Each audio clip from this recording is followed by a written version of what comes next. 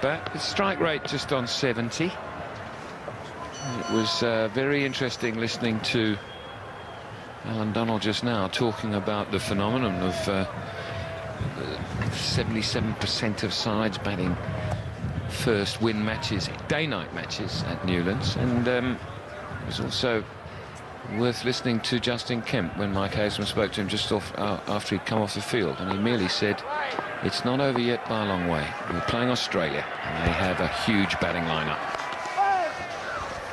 No run off the first ball.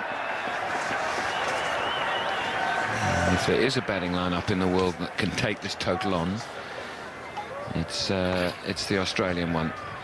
South Africa, no big total, but everyone in the mix.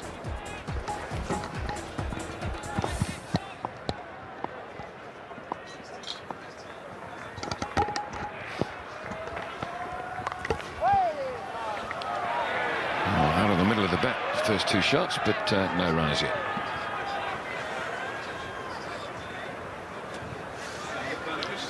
The partnerships from South Africa, 80 there between Gibbs and Boucher, 62 Kemp and Pollock.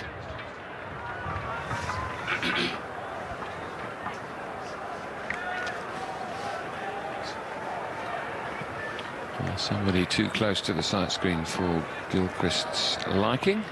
All settled down now.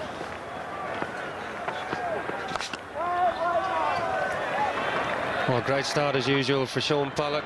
He's settling in at that normal length. He loves to hit and hits every time. Bowling figures 1 for 54 off 8 for Lee, 2 for 69 Clark, and 2 apiece for Watson and Hogg.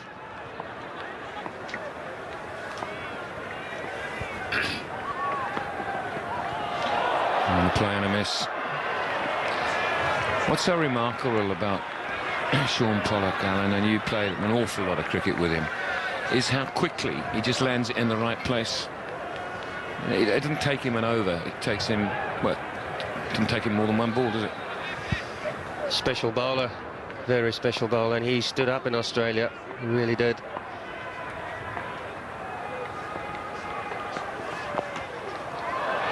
No great pace from Pollock, but as you see there, 127.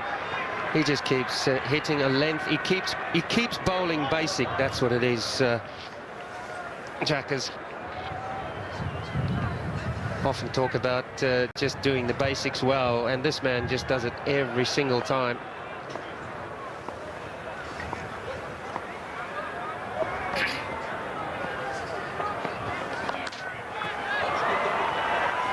It should only be one.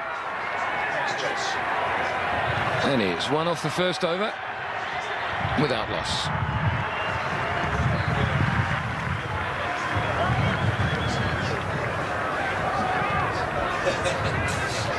So just one off the first over.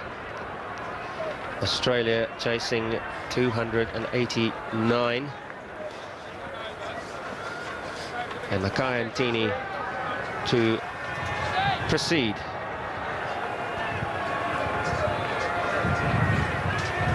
Since they come back from Australia, and that was missing, it was the combination of Pollock and Ntini.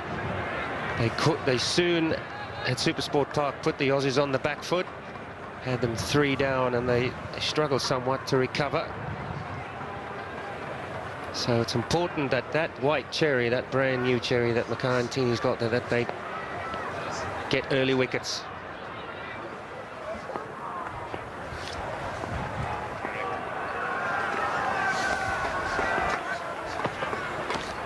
Oh, what a great delivery. Was that an inside edge? Yes, he's off. He's gone. What a fantastic start for Ntini and for South Africa. Just a little one. I heard it in my headphone here from the stump mic. And Australia already on the back foot. Fantastic start. Little inside edge. And Gilchrist has a look back, and what a start for Ntini in South Africa. Just what they wanted. The big, big fish. He goes for one. It's 1 for 1.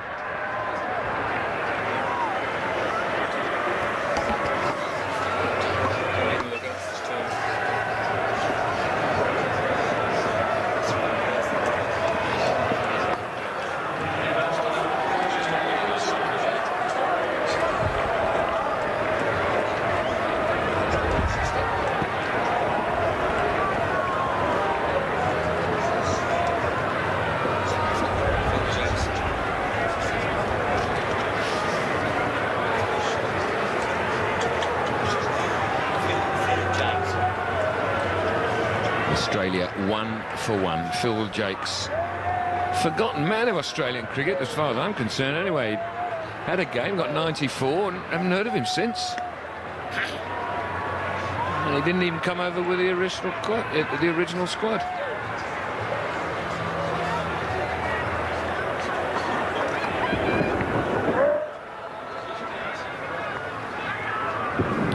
Watch Gilchrist here, inside edge, looks back at the keeper, and then just turned and went to the pavilion. Waited for no decision.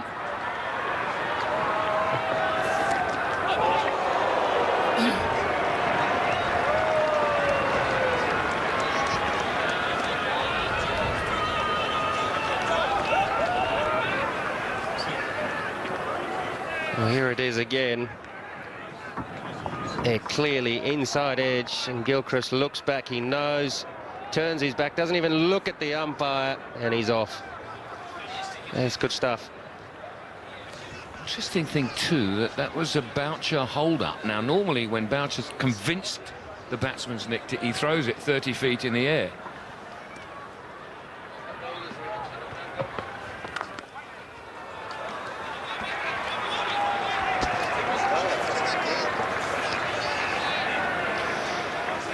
Well, you did mention that Boucher was a little unsure.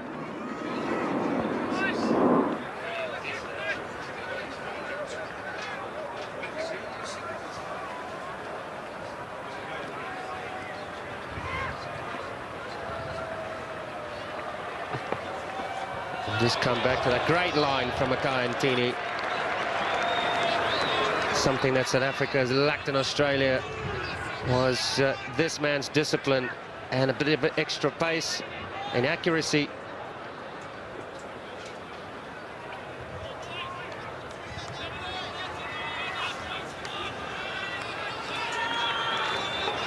It's almost as if Boucher joined in, and the point we're making is Gilchrist gave himself out because he knew he'd nicked it. 12 seconds left, 2 down. Wow, what a start for Antini. As Alan Donald has said, he's got his line absolutely right. First over, and it's telling. Well, first ball, he was right on the money. And now to Jakes, he's got it just to go across the left-hander. He's such a fine bowler to left-handers as Antini when he's in good form.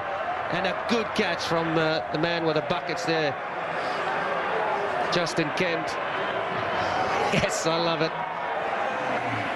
Oh, he goes for naught. It's 1 for 2. I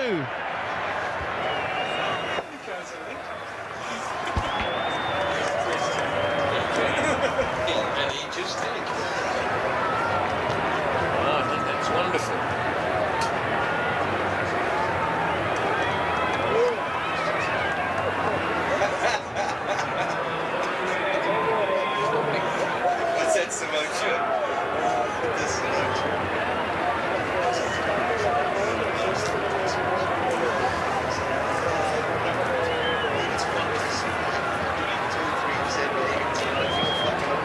Justin Kemp, the catcher at second slip. Makai the bowler. Phil Jakes, the batsman, outside edge.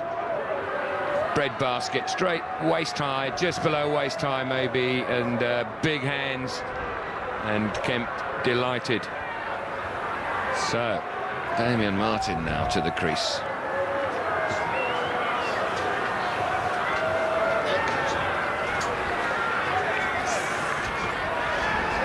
What a record.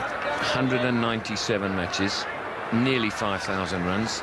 Just needs 25, in fact, and to get to there. 500s, 33.50, strike rate of 78, and an average of 40. What a start that is for Makai Antini. Goodness me, absolutely everything on the money. Here he goes.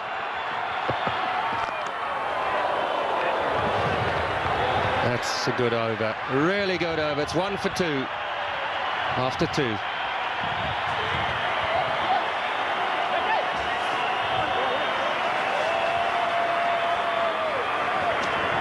Let's have another look.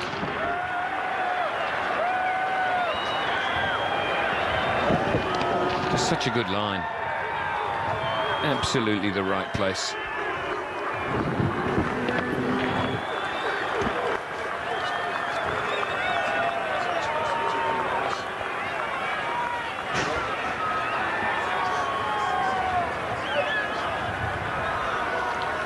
Well, that's the kind of start that you want from one of your senior strike bowlers. He has answered it. He's been a little out of sorts, Makai Ntini. He's been out for quite some time with an injury.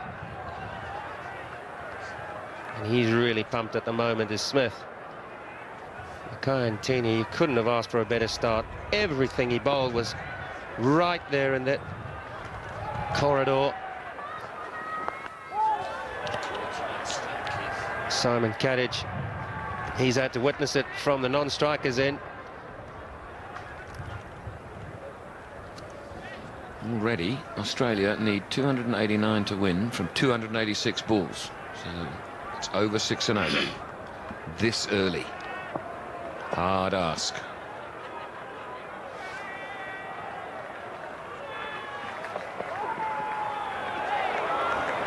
Great line.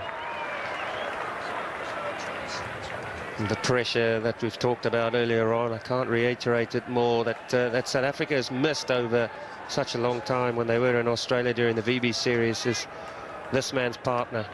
No pressure was able to be built from the other end. And on this occasion, he's got his partner back. He's got 2 sticks behind his name in no time.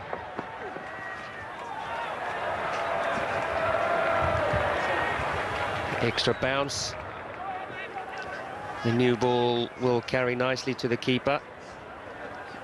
Just that extra bounce. We saw when the ball got older in the Australian innings that it wasn't that easy just to get away.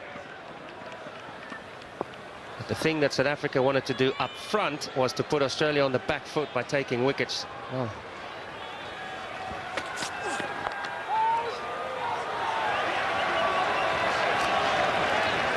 They've just done that. And restricted runs at the same time. A double whammy. There's been a lot of talk about injuries and this sort of thing. South Africa missing key players in the VB series. Australia missing key players here now. South Africa must capitalise on that. Hurt Australia while they're not at full strength. Still 1 for 2.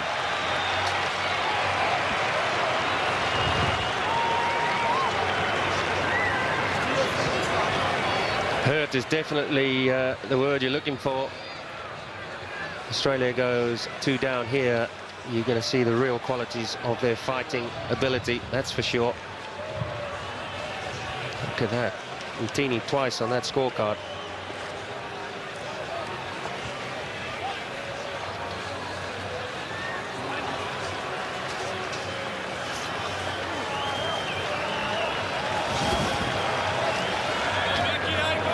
Ntini, he's got 2 wickets already. If he manages to get a 5 for here, he'll bring up 200 ODI wickets to be the 4th South African behind Pollock, who's on 346. Oh, wonderful line again. The gentleman sitting next to me, 272, and Jacques Kallis, 201. What is it that he's done in the last 2-3 years to have improved as much as he has, Alan? The channels, Makai's channels has become of such a nature that when he first came on the scene, like every young bowler, I suppose, like Brett Lee has done in the past, he's the last 18 months or so, they've tightened up the channels so well. That's a good shot. Little brace for 2. And he's a wonderful timer of the cricket ball, is Damian Martin.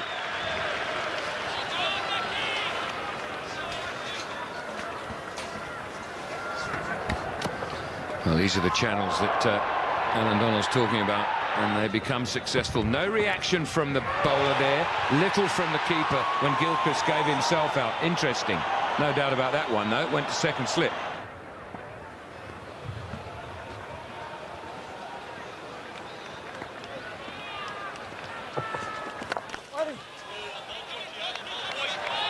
I think in somewhere along in your career that at this level you can't take too long to identify your strengths. And Mackay Ntini, last year he was the cricketer of the year. He had a magnificent year, and quite rightly so. And when he's on form, he's as good as any in the world today, Jackers, especially to left-handers. He's awesome to left-handers. Oh, fantastic. Fantastic. That's what it means. That's how much it lifts the team.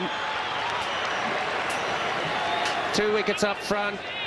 Fantastic fielding this. It's a wonderful shot too from Damien Martin. A.B. de Villiers up, and he's quickly into position to throw. Well pumped. And well backed up by Andrew Hall at mid-on, who then slickly threw it into the keeper. Where they got a man there for that. There's some homework been done here on Damien Martin.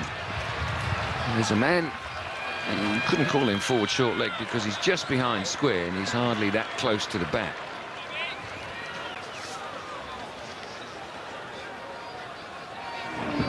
Just turns it away. There he is in your picture.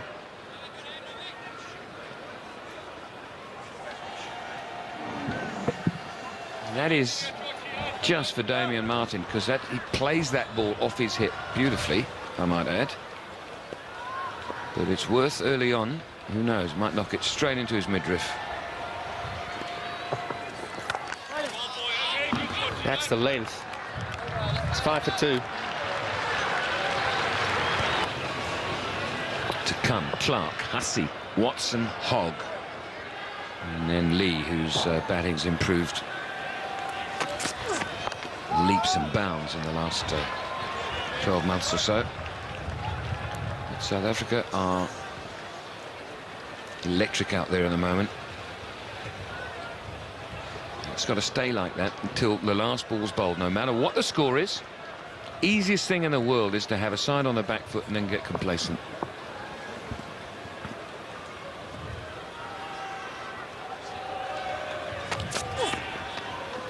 Yes, Jackers, there's always that feeling when 2 wickets quickly go down and a third one might well be so, and you're so pumped up and everyone is really, you know, can't wait to bowl a side out within 10 overs, that you can always get that kind of adrenaline feeling. But the fatal mistake you can make is sit back and wait for another wicket or two to fall, and you just allow things to tick over.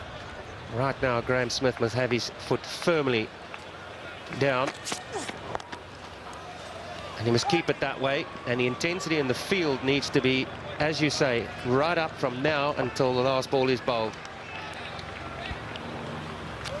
And the other bowlers, Alan, you know, everyone who runs into bowl now must do the job that he would normally do if wickets hadn't fallen, if you get what I'm saying. Don't get carried away and start now experimenting to get another wicket and another wicket. That'll happen by applying pressure. They need 6.2 and over already. That'll pop it out another fraction. Not much, yeah, 6.29. But it's so easy when you've got a side you feel beaten, that then you do things that you wouldn't normally do, and it's suddenly a partnership gets going, it slides away from you. Dead right. And your next bowler has already got to start. Your first change, you know, second change bowlers, they've got to start thinking about preparing themselves mentally for their spells. Oh, it's a close leave. That is a very close leave indeed. Cattage a bit of late sort of nip off the pitch. Well, I suppose it's a good leave anyway. Close enough. It's one of the better seam positions I've seen from Pollock. He's always got a little bit of a wobble on the seam. That time it was going through the air like a razor blade, absolutely upright.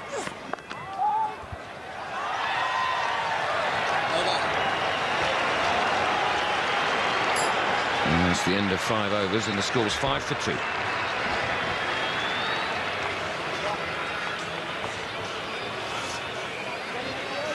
Sun just setting here in Cape Town, and well, what a start for South Africa. Not what Australia wanted. Gilchrist out for 1, and Jake's out for 0.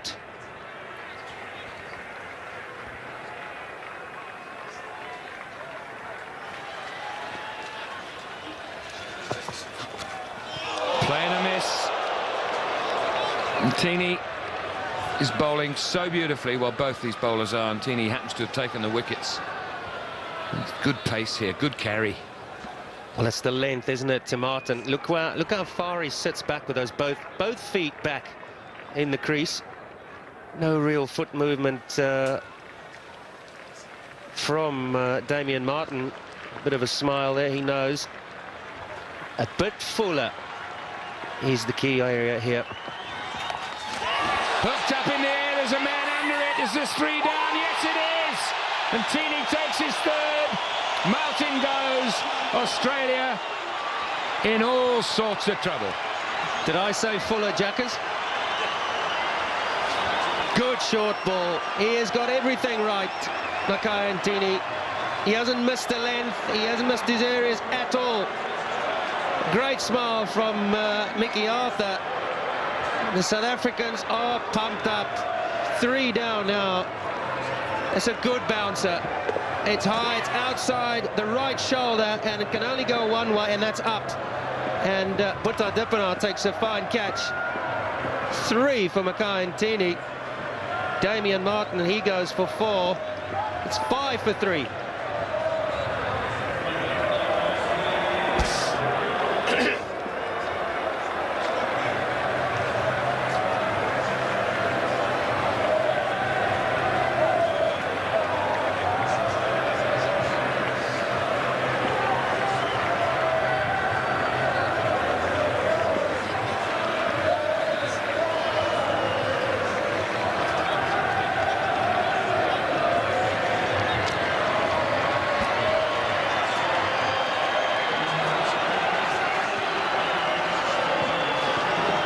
Michael Clark then, or is it?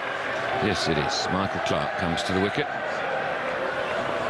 Interesting, I emceed the welcoming dinner that Travelex, their sponsors, laid on up in Johannesburg, and I sat at the same table as Michael Clark. Charming young man. And he's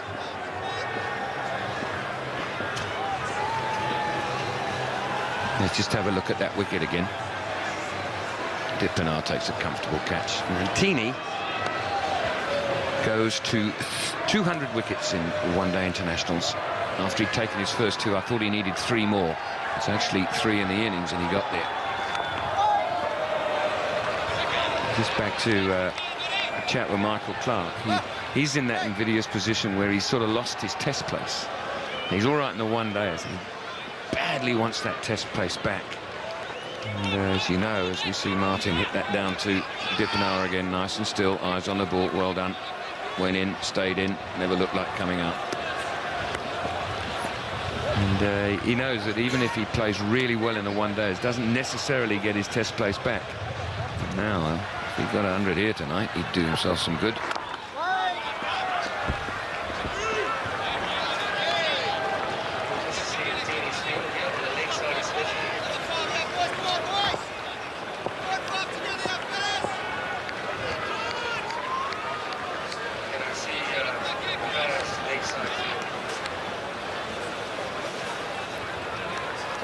Well, you talk about when Mackay Ntini gets his length right and the shape. You look at that.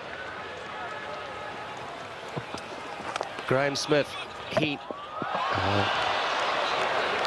Graham Smith, when he gets that sort of shape across the left-hander, that's when you take the man out from square leg. Not that he's had him in, but that's just about the perfect shape. You don't want to be hit leg side with that shape. So far, Mackay Ntini, well, he hasn't missed a beat.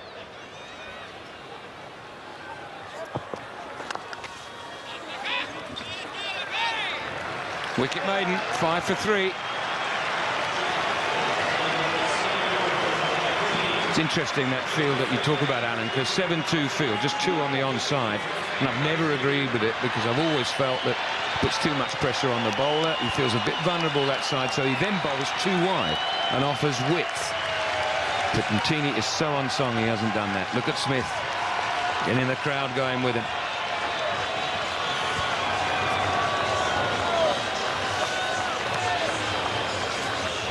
the middle. A little bit away. There's a lot of emotions that are flowing out there at the moment. South Africa has got to keep that hammer down.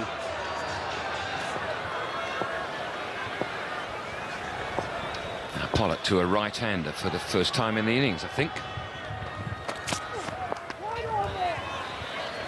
And just for a change, spot on. It's been magnificent from the other end. It's often talk about batters batting in partnerships, and the same goes for the bowlers as well. These two over the years have complemented each other so well. When they've been on song, Pollock is well, he just does what Sean Pollock does best. It's things like this, keeps the pressure on. But at the moment his partner is overflowing with confidence and hitting proper good areas and taking wickets quickly. Wonderful fielding. Andrew Hall had 4 written all over it, and look at him, he knows. Great to be a bowler, and just over-pitched slightly. That's all that was.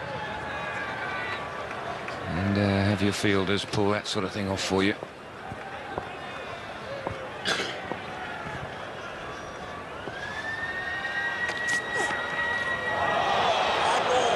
Wide called.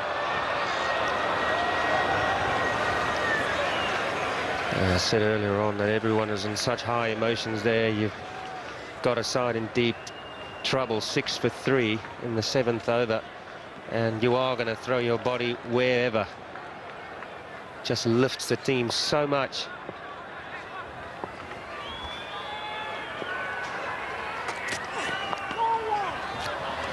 Required rate now 6.5 and over, and over such a long period of time, 44 overs. It's not so difficult, over 20 maybe, with a few wickets in hand, but over 44, it's the equivalent of chasing down over 300.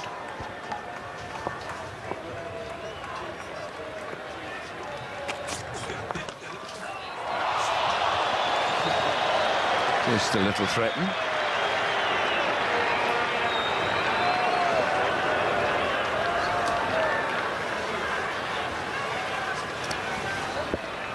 Pollock on the follow-through. Arrived at a nice height for him. I know what Andre Nell would have done.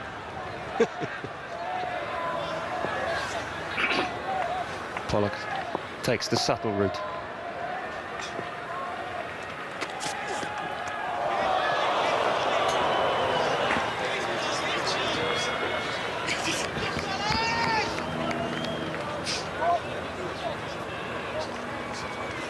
This one going over the top of off stump. Just trusting the bounce. Oof. Some trust.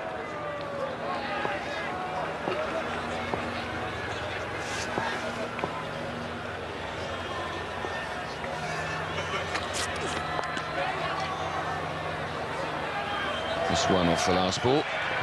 It's 7 for 3.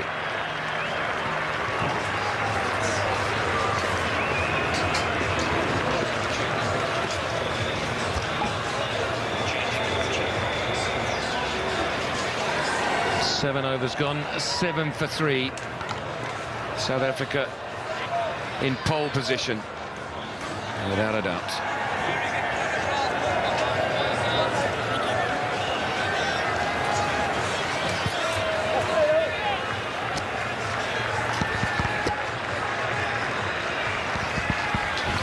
So the sun not quite gone down yet, but Australia's hopes, well, they're not sunk.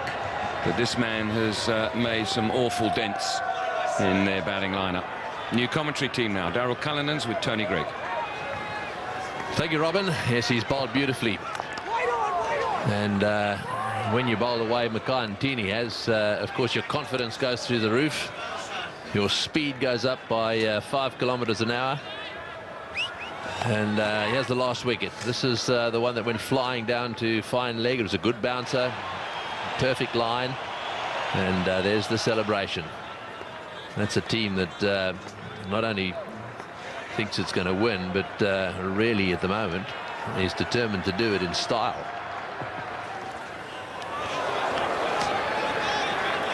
Just watching their performance so far, Tony, you just can't believe it's the same side that was in Australia just a short while ago, and you almost find it hard to believe, is this the same Australian 11? They really look as if they might be struggling. And as we come to know the Cape, some of the most beautiful sunsets. But it's going to take someone to play a knock of a lifetime, one of the great Australian fightbacks, to try and win this match. Yes, you're right about that. Well, they've got to just weather the storm here a little bit, which is coming in the form of Mackay and Tini at the moment. 3 for 4 his figures. They're scoring just over 1 run and over. There's your little Cape Town sunset, mate. Have you sat up there with a bottle of wine on the top of Table Mountain? That would be given away a bit too much, Tony. But you should try it. It's quite spectacular. It might be a bit chilly there this evening, though. Don't worry, I've done it.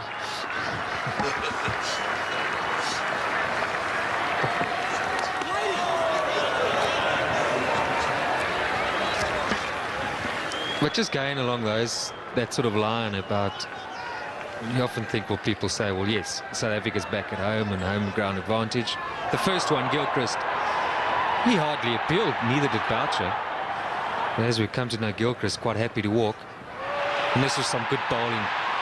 Kept going across him. And the best of catches by Justin Kemp. Martin, I thought that was pretty smart from Mackay and Tini. Just one knows that Martin can be a bit iffish early on and does look to play a few shots, but it's a very well directed bouncer.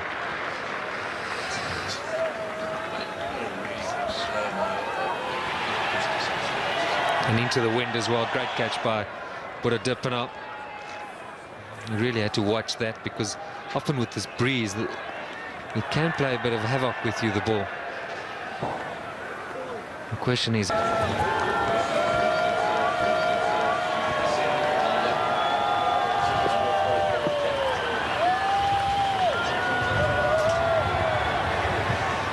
I think just looking at that Gilchrist dismissal, he's ahead of his time.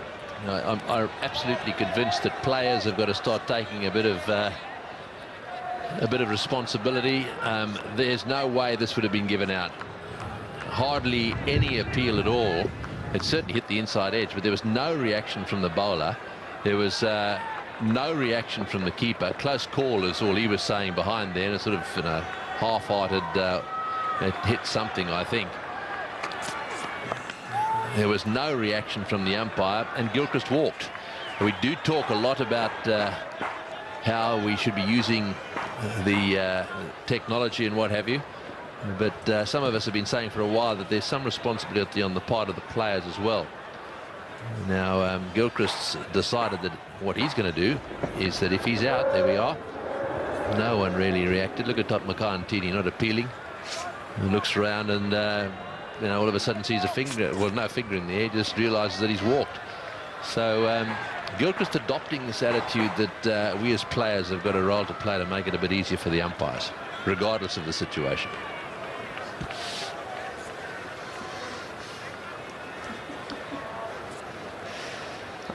I'm very happy for him, Tony, and well done. You don't believe in it, though?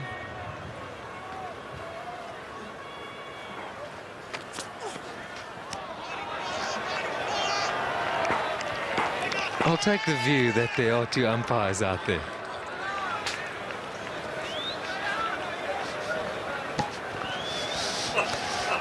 That's part of the problem. They're being shown up by the replays. I mean, we went through this the other day. There's no doubt that they're being shown up. The question really is whether you want to take the good with the bad, or whether the players have got a bit of responsibility here to. I suppose the big question at the end of the day is, and I find it very hard to answer, when a lady, and it mainly comes from women, they say to me, but hang on, he knew he was out. He hit the ball. I mean, isn't he cheating? So therein lies the question. There's Gilchrist again. Little inside edge. Doesn't even look at the umpire. Turns and walks. Now, I can tell you that his colleagues don't believe he's doing the right thing. Well, they've had some quite serious arguments in the Aussie camp about this. Interesting little debate. We could go on for hours about it. It's 7 for 3.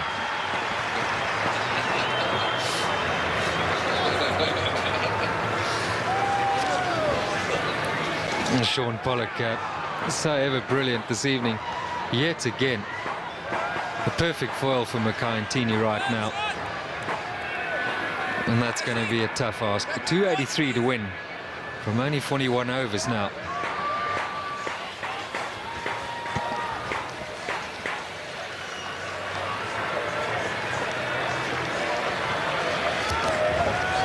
So there it is, only 4 scoring shots in the last 9 overs. That gives you some idea of how much the South African bowlers are dominating this match at the moment. And out there now is Katic and Clark.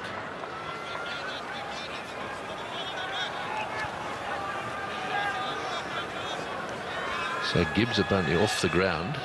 Ashwell Prince trying to get his hands warm out there. It's pretty chilly. Of that there is no doubt. There's been a fresh breeze here all day.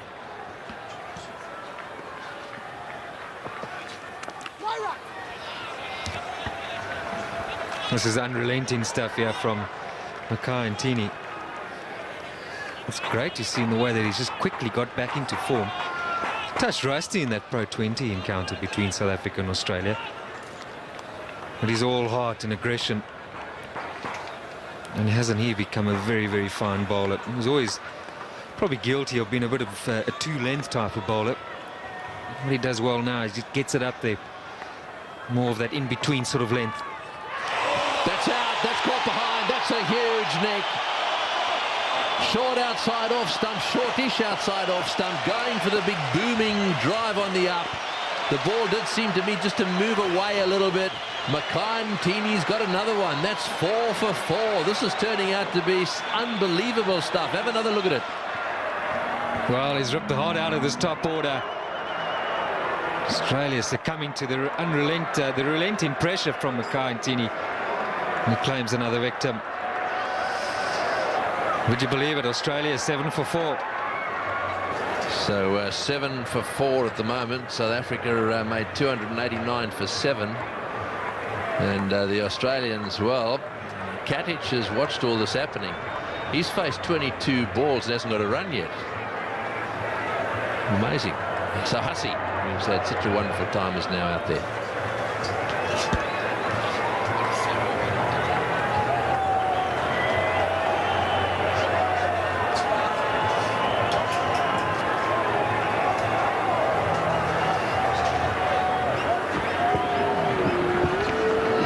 The neck, hit the cover off that one.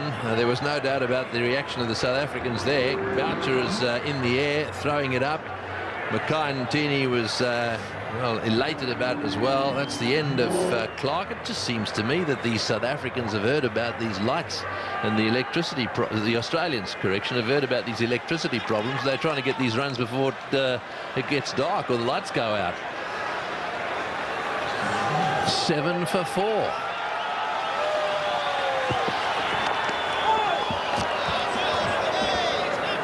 Well, he's dubbed Mr. Cricket, Mike Hussey. Tonight he's got to be it. But that was a loose stroke from Clark. It did straighten it, touch and bounce. A pretty grim looking changing room right now.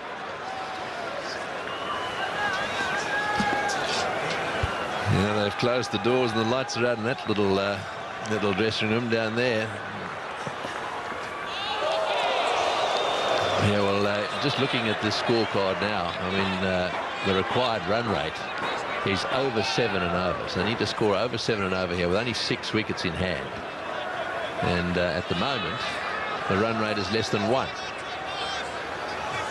Katic is having a very difficult time. He's faced 22 deliveries, hasn't got off the mark yet.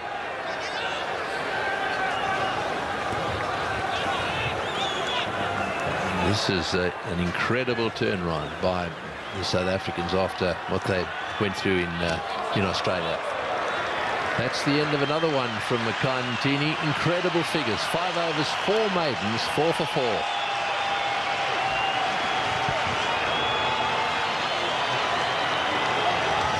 Tony, you just mentioned this turnaround, and I was kind of alluding to it a bit early on. And all the obvious factors come to mind. But do you think there's anything more than that, beyond those obvious factors for this turnaround? We'll come back to that.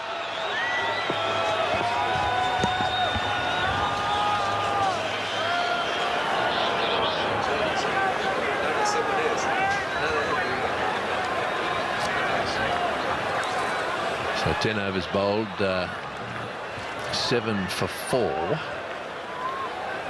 Just trying to find out at the moment what the lowest score Australia have ever made is.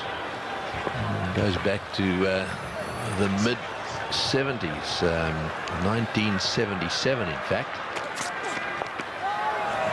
against England at Birmingham.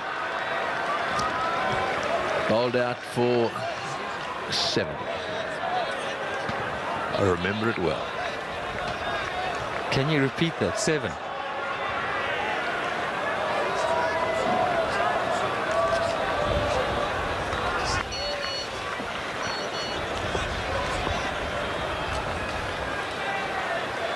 Sean Pollock top of the table for now. McCartney is 200th. Well, that's remarkable. 7. Did I hear you correctly? Were they bowled out for 7? No, 70. 70. Yeah, 70. You obviously were playing in that game. Of course.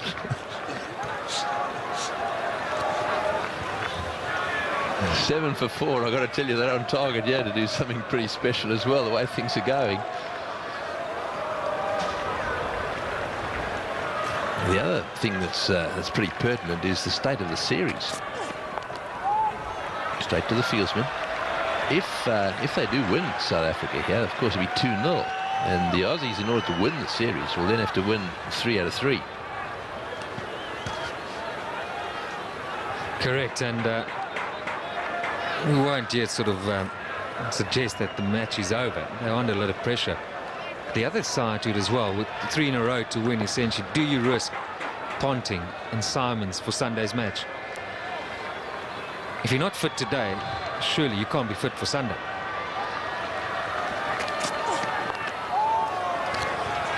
Yes, well, as you know, only the players know that, and I tend to agree with you. It doesn't change around too quickly, especially it seems the sort of injuries they've had. It sounds like some tears. Just have a look at that. I mean, that's Sean Pollock. Boy, isn't he grouping him nicely? Absolutely spot on target.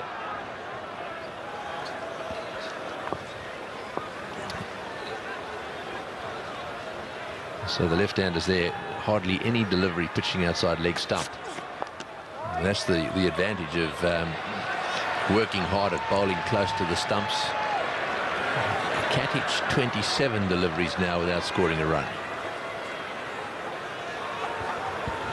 In a one-day game, that's almost inconceivable.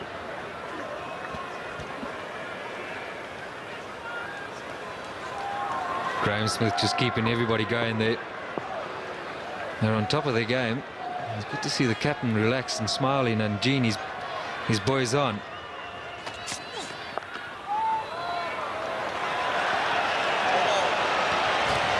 Well, that's the over. Pretty good over as well. A maiden. It's 7 for 4.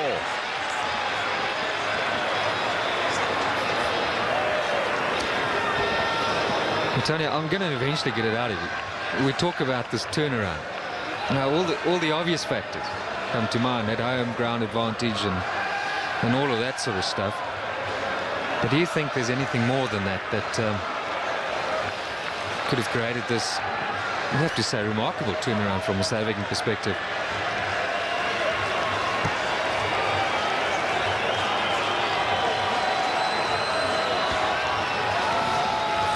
So I suppose the big question is, what is causing the turnaround? And I've got to tell you, I'm not I'm not too sure that I know. Home advantage, obviously. Everyone feels different when they're playing at home. When you've had a really tough time away from home and you get back and you get off to a good start, I think that basically the South African captain has made a huge contribution in that regard. He really has been aggressive with his batting, and as a result of that, they've won the Pro 20 match, the first one-day international, and of course here they are now looking like winning this one as well. What a performance from this man. Well, just looking at those figures, he obviously enjoys bowling at Cape Town. One of his other fifers was down here. But I must say, from a batting perspective, it's chalk and cheese here, batting during the day and the evening. The lights aren't the greatest. The temperature drops considerably, and with the lights not being the best, the white ball generally on the white pitch, you really can struggle in the beginning to pick it up, and for that reason pick up length.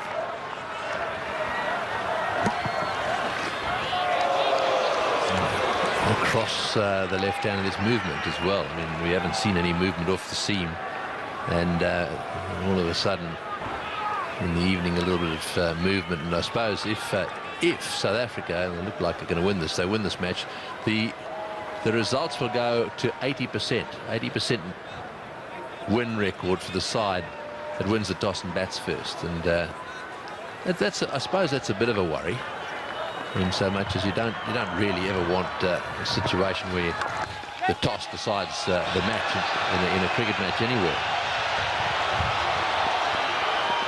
Well fielded.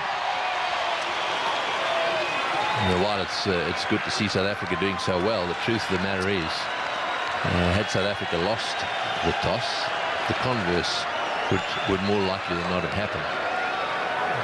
So maybe they've got to consider playing the matches here in Cape Town during the day. Yeah, it's a fair call, and it's always had this reputation of being a touch difficult in the evenings to bat here.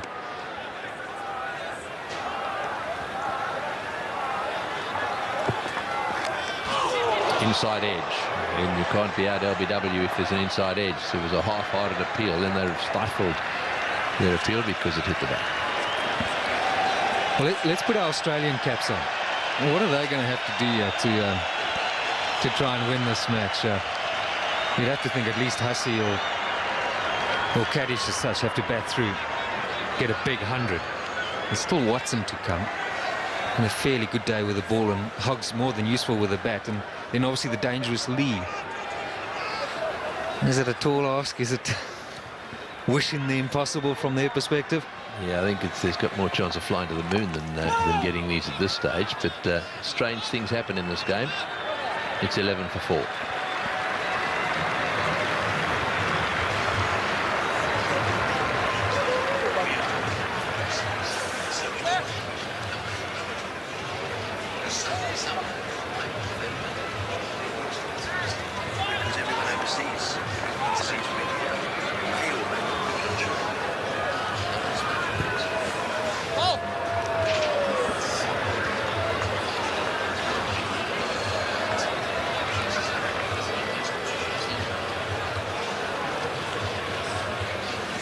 So there it is. That flat line at the bottom is the Australian line. I've got to say, I've never seen anything like that line.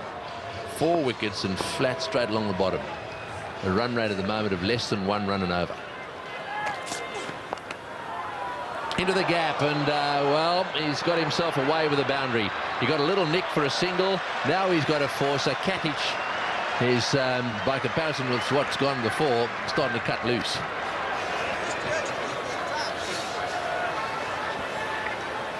Well, if they are going to win this match, he needs to keep cutting loose in a big way.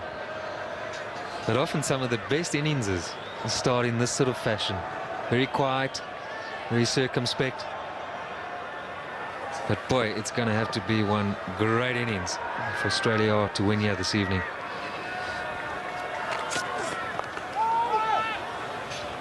And Sean Pollock, as we know, is quite comfortable these days in bowling 7 or 8 off the reel. He's now busy with his 7th, only 7 runs off it. And one would imagine Graham Smith will keep Mackay going for 1 or 2 more. Yeah, why not? Ntini's 6 overs, 4 for 8. It may be that bowl him for another 1 or 2, keep 2 up his sleeve, just in case something goes seriously wrong. I suspect also that Graham Smith will want to take this opportunity to see 1 or 2 of his other bowlers, and we have seen some pretty ordinary bowling by South Africa towards the end, and I think just a little bit of confidence, when you can give your bowlers some confidence, you should take that opportunity. And Sean Pollock deservedly right up top there. What couldn't they do with the man at number 3 right now, Australia, in this attack of theirs?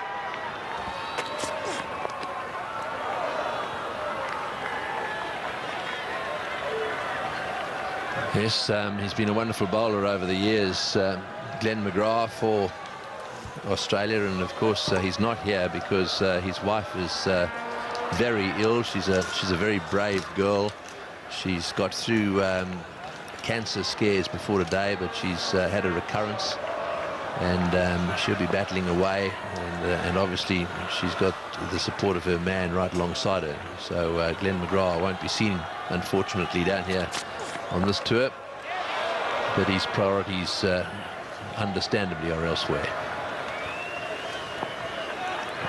Well, just looking at both squads and their collective records, without McGrath, the whole South African squad is 797 one-day international wickets amongst them.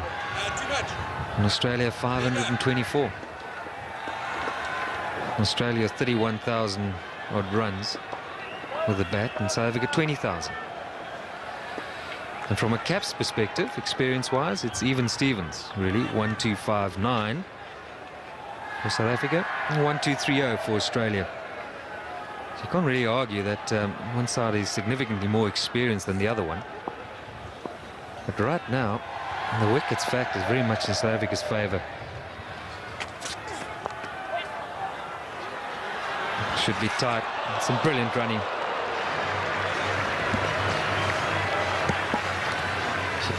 So 17 for 4.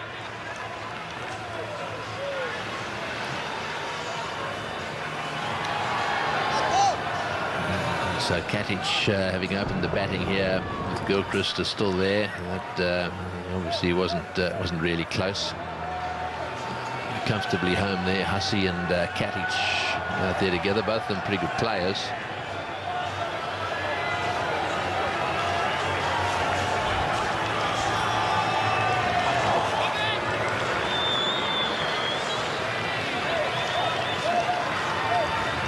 Clark, the last man out for a single. He was out for 1. Caught Boucher bowled Ntini 4 wickets for 8 runs.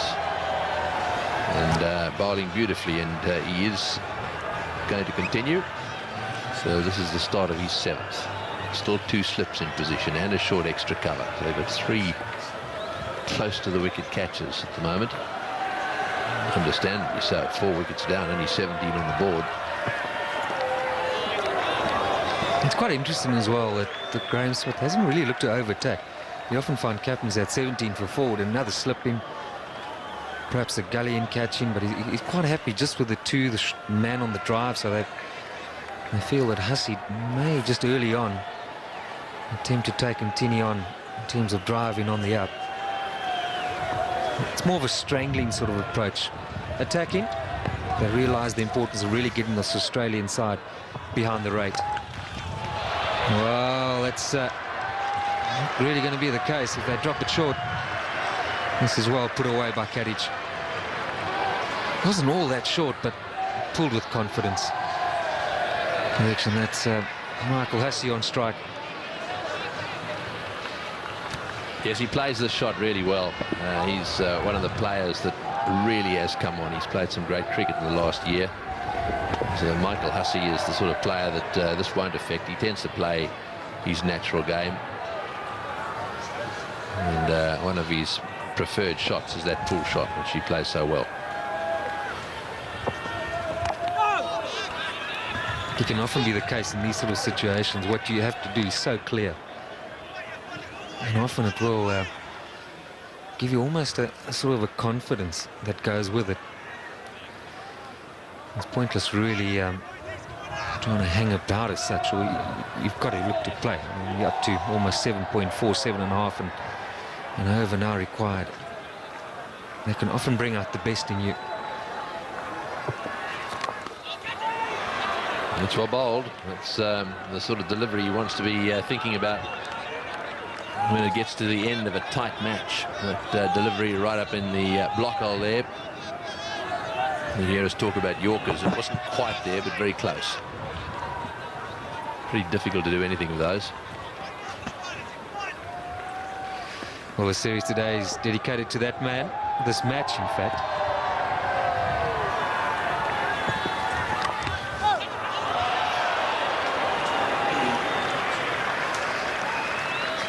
And South Africa and Australia, in fact, are competing for the one-off Strength in Diversity trophy, which is named after the Desmond Tutu Diversity Trust. I'm quite apt that possibly South Africa should win it. I think I know who he'd like to give whatever it is he's going to give away. So he'll be hoping to do the honours to the South African captain. He loves cricket, apparently. That's the end of the over. It's 21 for 4.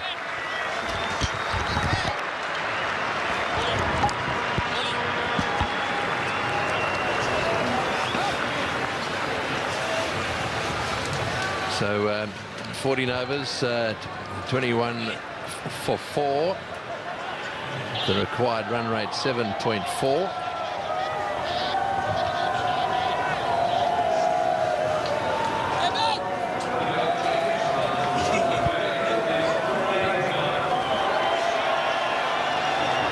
That's a summary of what's happened so far. I'll tell you more about it. Mike Haseman and Kepler Vessels. Thanks, Tony. Quite simply, a remarkable performance by one Makai at the moment. South Africa scoring 93 runs in their last 10 overs. Justin Kemp, of course, getting another 50. His first against Australia. And now to bowling change. Shaun Pollock has been rested after his terrific spell also. 7 overs, 4 maidens, none for 9. And here comes Andre Nel. It's been a feature of South Africa's 2 performances in the one-day internationals, the success of Shaun Pollock and Makai. They really put the Australian batting under lots of pressure. Maybe what Australia need to do is look to have a left-right-hand combination up front, because both Pollock and Tini bowl really well to left-handers, and it's making it a little bit easier for them just having to bowl to left-handers, whereas if they had the left-right-hand combination there, at least they'll have something to think about.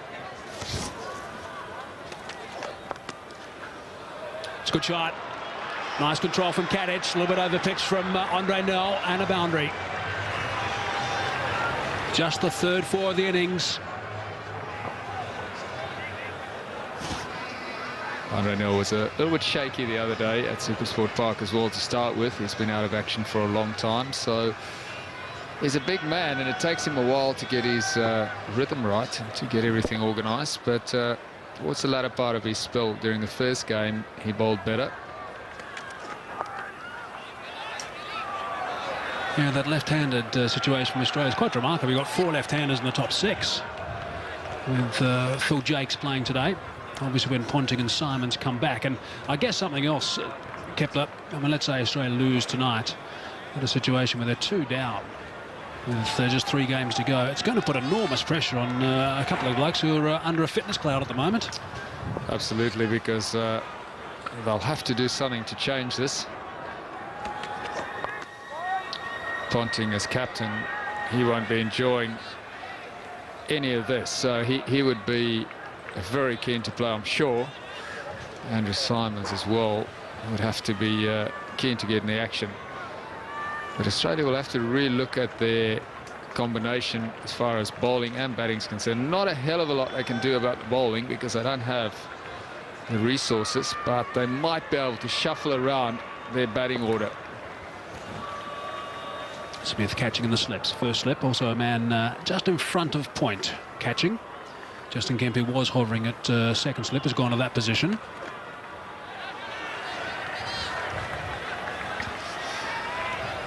South African bowlers, certainly Mackay and Tini, Sean Pollock and Andre Nel, naturally take the ball away from the left-hander. So if you break it up with a right-hander in there, they'll have to change their line. Whereas at the moment, they can pretty much settle into the same pattern. Still very breezy. Breezy, I guess, as the batsmen have been going back and forth also for Australia. 4 down they are with just 25 on the board, 15 overs up.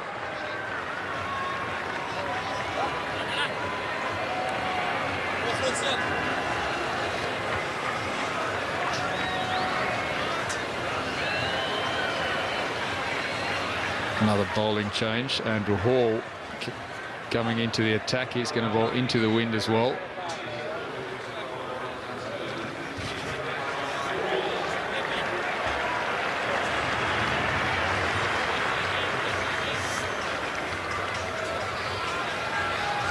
It is no surprise that umpire Jeremy Lloyd is getting a bit of exercise. That last power play 3, has been called. It seems to be pretty much the norm these days. All the captains try and get them out the way one after the other unless something extraordinary happens. I'll tell you what, it's going to be extraordinary if Australia win from here. 265 to get from 35 overs. Need to go at over 7.5 with only 6 wickets remaining. And some key batsmen are back in the shed. The original rate was 5.8. They need to get 265 from 210 balls. South Africa at the same stage now were 60 for 2. Andrew Hall into the attack.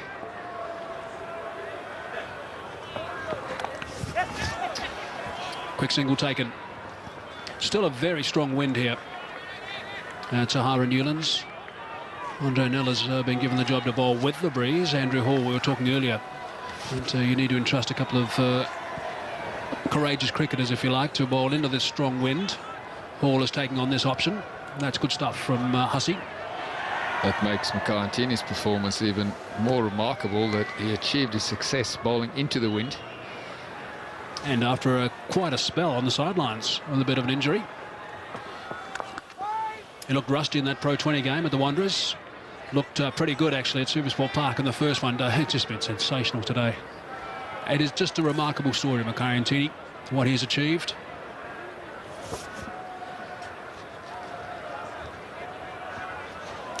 One of the fittest members of the South African lineup. He's hardly ever been injured. That injury picked up as Australia was the first time he's been out for any length of time.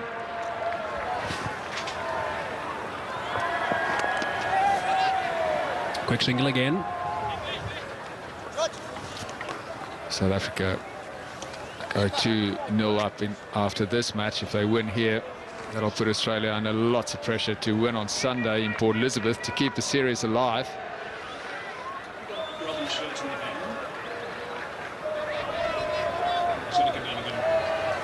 Yeah, I've had the pleasure a couple of years ago, actually, of going to Mackay Tini's hometown, spending a day with him, meeting the family, and he proudly showed me all the cattle and the goats and that sort of stuff he used to herd as a child. It is a very, very small little village, and believe me, he is the toast of the town, the toast of the village. They love him down there, as you'd expect. And for our overseas viewers, in case you are not up to speed, there was a poll done recently in South Africa, and Mackay Tini was voted the #1 sportsman in this country. Remarkable story. And of course delivering tonight.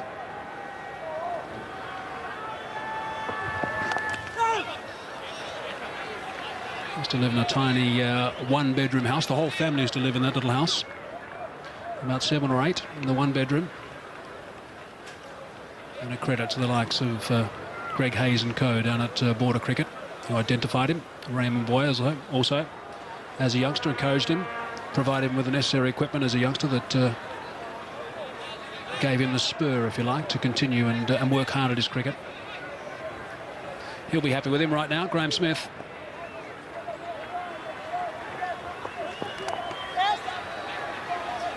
Just a one shy at the stumps as well, but safely home. Katic.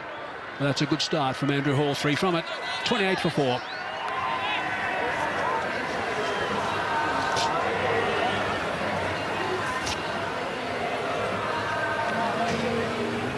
been pretty close to a direct hit. Maybe de Villiers, really a wicket keeper, but he's a pretty good fielder in the inner ring as well. Moves quickly, doesn't have a bad arm.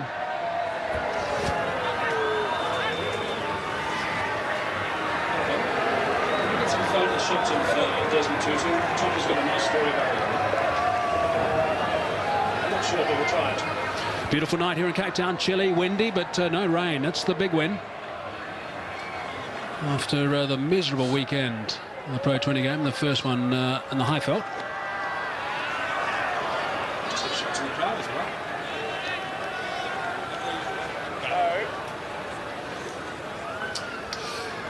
And O'Neill just getting his first warning for running on the wicket, so that's not good news for him. Carl Herter picking him up, running in the danger area. Another one of those, and he's off. It's quite disconcerting for a fast bowler, obviously, someone who's perhaps not the smoothest of delivery strides. Andre O'Neill, he tends to just veer off very sharply to his left. And he has said in the past that once he does get these warnings, and he knows it's something that he's got to work on. But he knows, and it just sort of, what happens, of course, you start worrying too much about where you're falling through as opposed to what you would normally do. Now there's Archbishop Desmond Tutu, Nobel Prize winner, of course. He looks like he's enjoying himself. You've got a nice story to tell about him, Chopper, back in that 1994, on that Lord's, July 94, that test match at Lord's, and South Africa got up and won. You were skipper, he was at the ground. Tell us what happened. Yeah, well, he was. It was a surprise visit on day 2. We had quite a good first innings with the bat, and we were well placed, and we didn't know he was coming. He appeared at tea time, and he really spurred the boys on. He was telling us that he's going to be saying his prayers in his causal language, so the English won't understand, and it all worked pretty well, and he was a good omen for us there. We went on and won the test match, and here he is again tonight, and South Africa doing well, so maybe he should come more often. Yes, he apparently insisted on the fact at tea that he had to come in and say a few prayers for the team, and you were not out at the time, if I'm not mistaken. I'm not sure who you were batting with, but South Africa were in a little bit of trouble, and apparently just wasn't allowed in initially because he wasn't correctly attired, didn't have a tie on, and the CEO was beckoned, and as the security guard went to get the CEO, Desmond just slept through apparently and went up to the change room. As we just take a quick squiz at Mike Hussey's outstanding record so far. Strike rate brilliant, average at 96, also very impressive. And he just insisted in coming in and saying a few prayers. I know your stance. You didn't like too many people as captain in the change room, so I guess you got a bit of a shock when you walked off the park and saw him standing there. Well, I did a little bit, but I must admit he was very welcome. He really lifted the spirits of the players enormously. He was very funny too at the time, and it was just one of those moments in Test cricket that you won't forget very easily. And as he left the change room, the security guards approached him. He said, "I've got a plane to catch. Sorry, guys," and disappeared. Anyway, Wessels, 105, and South Africa won by 356 runs. Desmond Tutu, effective.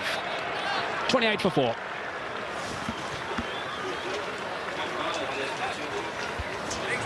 Play and a miss. Mike Hussey and Andre O'Neill, of course, were former teammates at Northampton. Hussey was the captain.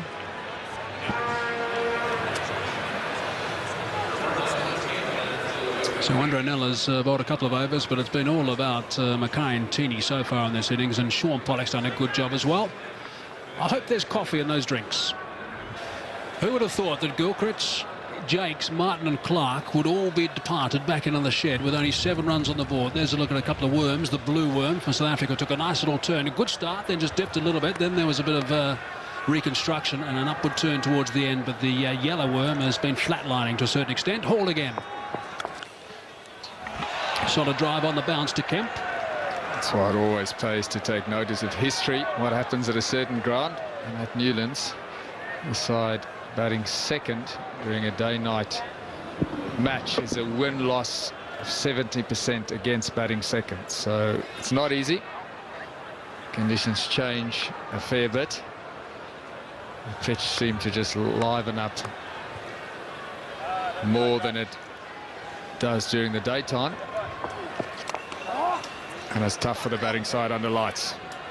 The frustrating thing about that, Kepler, and you're 100% correct, and we've been talking about it all day, how do you actually get that right? How do you get a situation where it doesn't have so much effect on a game? Because right now it's 77.3% before today. Well, since I started day-night cricket at Newlands, it's just worked like that. And the pitch used to be a lot different. It had a lot more grass on it, and then you could really understand it, that it livened up and fired up at night. But these days, not much grass on this surface. It's very dry, and it's still more difficult. So it's unlikely that it's going to change.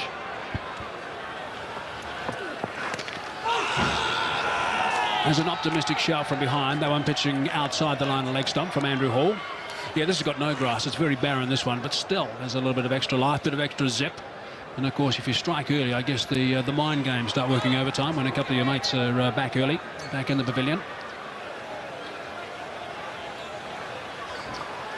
Perhaps the toss is too much of a determining factor here for a day-night match, but nothing you can do about it. That's just the way that it works. And if it's your day and you win the toss and you put a big score together, you've got an excellent chance of winning the match.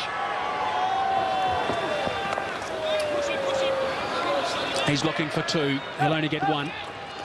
Do you consider playing only day games here? And that'll be such a pity because it's a magnificent sporting arena at night.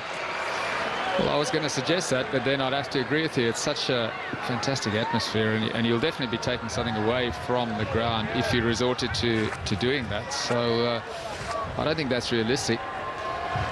It's not dissimilar in Port Elizabeth, but Sunday's match, of course, is a day game, so it shouldn't matter too much. But also at St George's Park, it can be more difficult batting under lights. Carried off the face basically of Mike Hussey, but bouncing before I got to Boucher. Definite outside edge. Unusual that it didn't carry. Andrew Hall hits the pitch pretty hard, maybe bowling into the wind. That's something to do with it, but it bounced well in front of Mark Boucher. His heart would have been in his throat, that's for sure, Hussey, upon seeing this nick and turning around.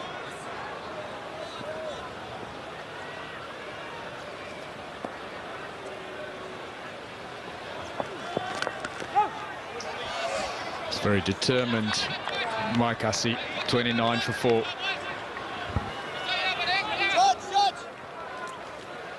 Yeah, it's a nice little battle going on at the moment with Andrew Hall and Mike Hussey, two very determined characters. Obviously, Hussey knows that he's probably the lone ranger here. He's the one that's got to try and steer things if at all possible, which is an extremely tough ask. Kadich took some 29 balls to get off the mark today, and he was a spectator when the wicket's going down.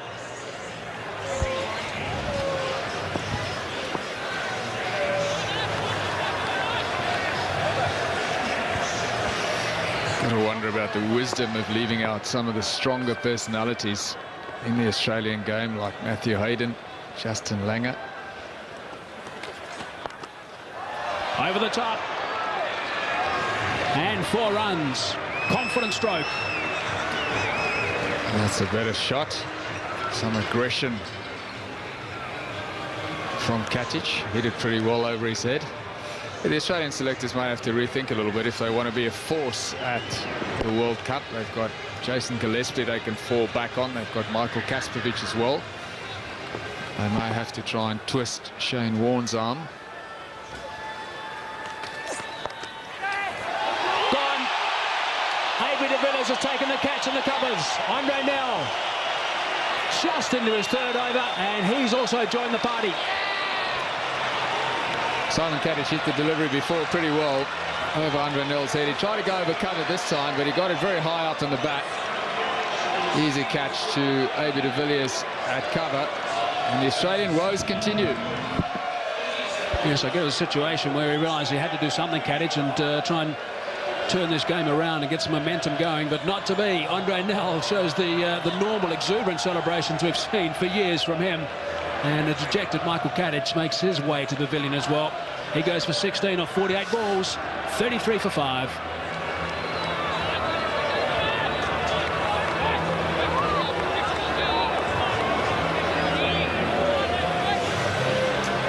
Correct.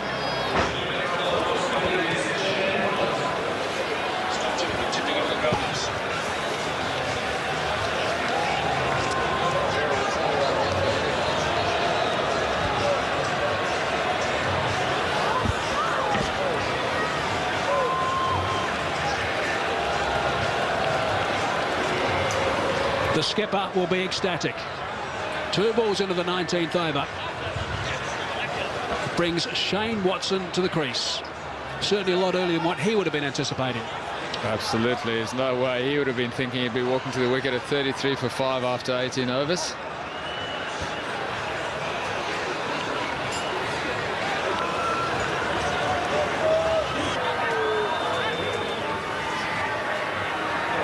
Australia's current run rate is just 1.8. They need to go at 8.2 from here. They've just lost their 5th wicket. AB de Villiers leaping in the covers. And another Australian batsman departs. Didn't hit that well at all. Hit it very high up on the bat. Initially it looked quite a simple catch, but AB de Villiers did well there. He jumped up in the air and held on to it comfortably. Well, at the moment, Mike Hussey is having a comfort break. So we've only got one batsman out in the middle, and that's Shane Watson. He's waiting for Mike Hussey to come back, who reappears. A bit like a tennis match. I would imagine that Shane Watson's probably feeling a little bit isolated at the moment. Well, I think all the Australians are feeling a bit isolated with this, looking at this scoreboard at this time. It's interesting, those inners that Hussey wears. He's always worn those. They're wicket-keeping inners where he chops the fingers off, actually. Stops his gloves getting wet through perspiration. I've worked with him quite a lot. He's meticulous about everything he does. He's a real perfectionist. It's a good delivery, fiery stuff from Nell. They are very pumped up, South Africa. Oh, wide has been called. And a bit of a wry smile from Shane Watson. I don't know, getting in his face. Aggressive first delivery. Unfortunately, it was just down leg side too much. Steep bounce, so if that was straight, it would have woken up Shane Watson, no doubt about that. Just a quiet little word of welcome as well. Well, it's a real opportunity here. Obviously, there's a test series, 3 test matches after these one-dayers, and Australia very much... Good shot. No sweeper, as you'd expect, with wickets going down, and Watson off the mark with the boundary. He's the ball pretty well, Shane Watson, so it's a good opportunity for him to come in, and there's no real pressure now for him because it looks like a lost cause. So he can come in, play his shots, let himself go.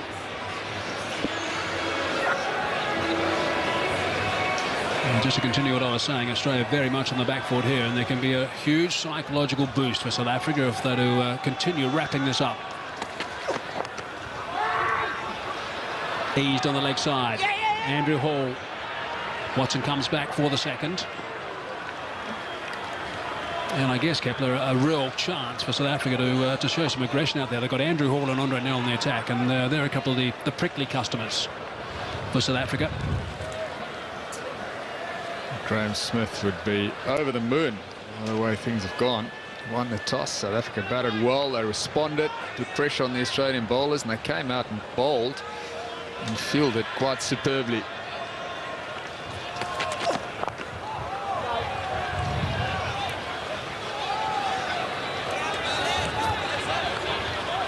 $11 runs from the over, and also that includes 1 wide, so there's still 1 more ball to go in Nell's third. Lower score, by the way, at this ground. West Indies making 54 against South Africa, 2003-2004.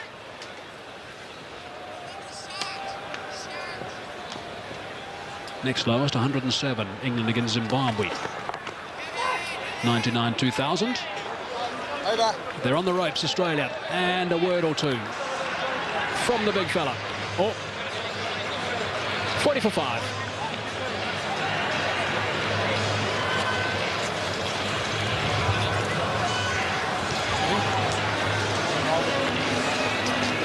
No great surprise that he's getting fired up now, Andre Nell. 3 overs, 1 for 15 his return. And the bowlers have done an outstanding job so far. A bit annoyed with a couple of boundaries, though.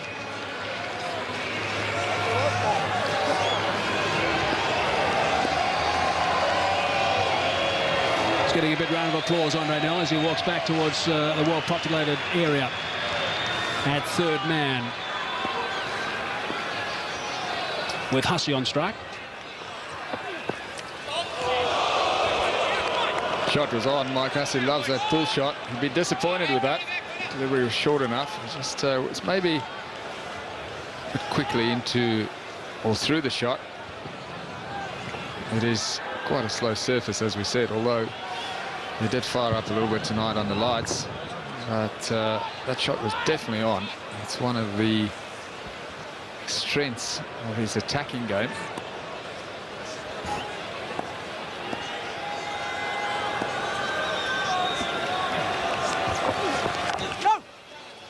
Just to continue with that scoreline I was talking about, when England scored 107 against Zimbabwe, 99-2000. Henry Longa returned the best figures in a one-day here at Newlands, 6 for 19. At the moment it's McCartney with 4 for 12, 3 overs remaining. He might just be pushing Henry there. I doubt he's going to be very keen to come back and try and wrap things up. South Africa at the same stage were 86 for 2. Australia now 40 for 5.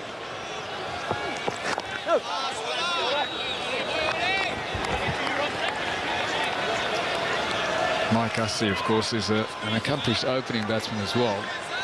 It is an option for Australia to consider if they're looking for more stability at the top of the order, to use him there. But then he's done so well in the middle order, they'll probably be reluctant to move him out of the number 5 or 6 slot, because he's been a real banker for them in those positions.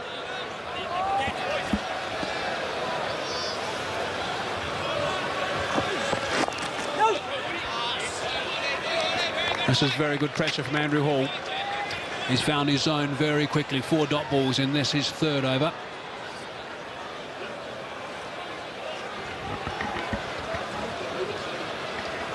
South African side will be loving this. They were under the cosh for a good 6 weeks down in Australia, and they'll be enjoying every minute of the boot being on the other foot.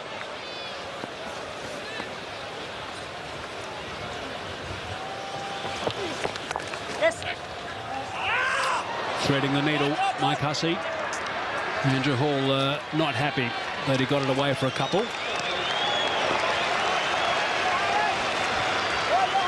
Gee, what a buzz there is out there at the moment. Players being spurred on, of course. Well, the spectators, almost a capacity crowd here at Sahara Newlands, holds about 22,000 people.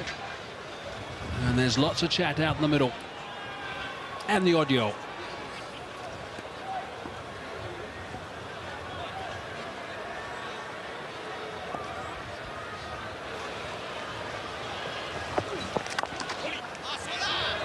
Good stuff again from Andrew Hall, just 2 coming from it, 42 for 5.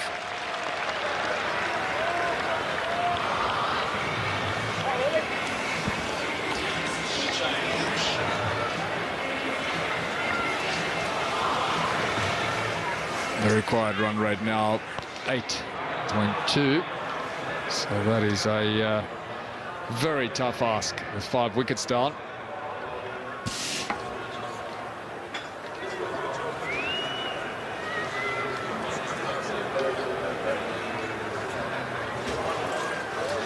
Certainly has been a bit of a chilly existence here in the second one day, but I'm sure their hearts are warm now with the scoreline at 42 for 5 after 20 overs. Andre Nell's full of smiles. Certainly had quite a bit of say in that last over, and he's charging in again. And in the commentary box for the next half hour or so, it's going to be Barry Richards and Tony Greig. Thank you, Mike, and even McCartney with wonderful figures is feeling the pinch out there. Chilly evening. Is it going to last that long? Half an hour? I'm absolutely amazed. I must be honest. I just, you know, I think there's been a lot of discussion, Greggy, about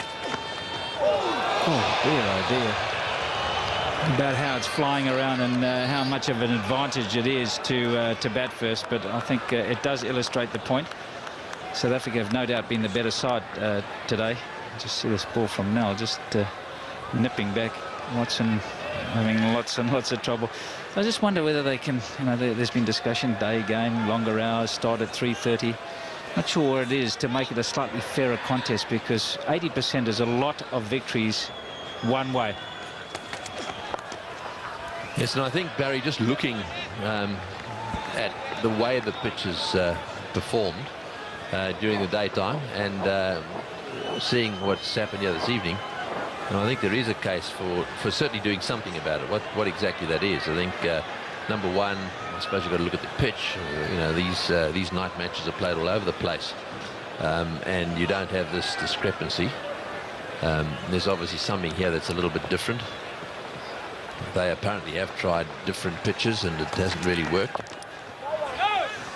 I think one of the problems, Greggy, is the mountain, funny enough, because the sun goes behind it, but it doesn't actually go down. So there's a prolonged dusk period, a really prolonged dusk period, which is usually in the change of innings, and it makes it really hard for opening batsmen coming out to face the new ball in a prolonged dusk period. And I think we had this sort of problem when we first had Packer cricket way back when they started under lights, is to exactly get the right balance between the dusk and when the lights take over. It's been a problem.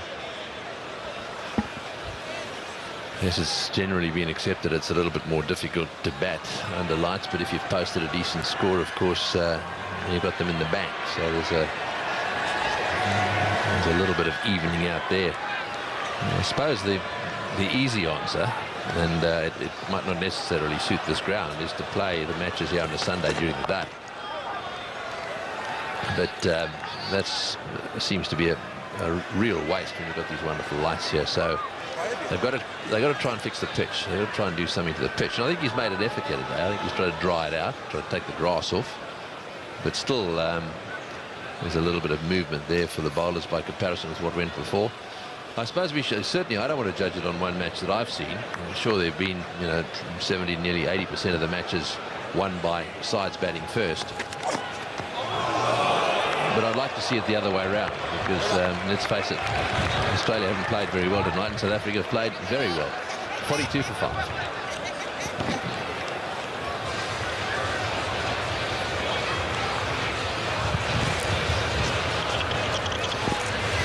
Yeah, certainly fired up as Andre Nel has all the South Africans, and well, they might be. 16 for Kadich and 12 for Hussey, the only ones in double figures.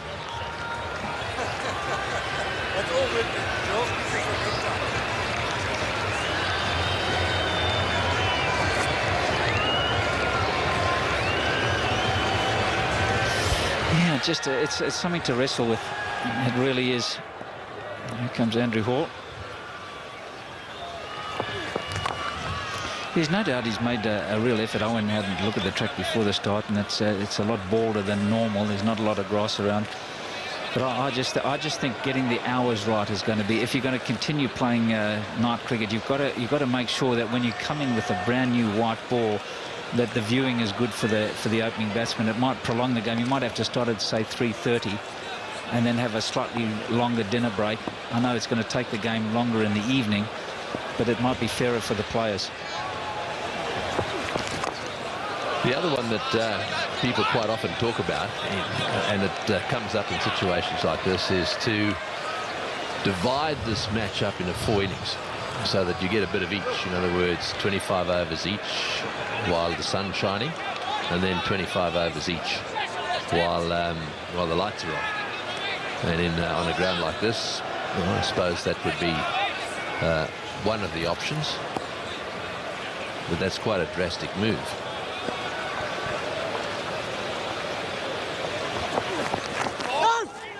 Yeah, I think that's been tried in 1 or 2 places with, and it has worked out quite well in a lot of games. But one of the problems is if one side is in their 25 overs 50 for 6, and the other side has got 200 for 1, going virtually over halfway. So all those sort of issues. I don't think there's an easy answer, and I don't think there's a lot of people around that have got thinking caps on that might come up with a better solution.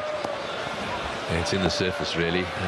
So, I mean, when you say that, but this game is in that exact situation. And here we are with the Australians 42 for 5. They now need to score at almost 9 runs and over, thanks to some great bowling by Ntini early on. Boy, he had a wonderful time.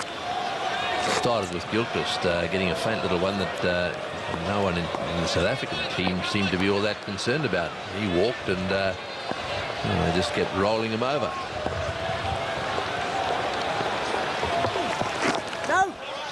been a real bonus for Mackay-Ntini. I thought he might be under a little bit of pressure because he goes wide on the crease and he bowls with it slanting across the left-handers. They got 4 out of the first 6 as left-handers, but it's been his night. He's just got enough movement to really put all the batsmen under pressure. Have they got the right side, Greggy? I suppose that's the other side. Is Kadich the right man, or should we have Hayden? I thought he was a little hard done by. Yes, there'll be a lot of debate back in Australia about that. Rest assured, they're not used to seeing their team go 2-0 down in the best of 5. 42 for 5. Hanging in there in a city that's struggling a little bit with its electricity.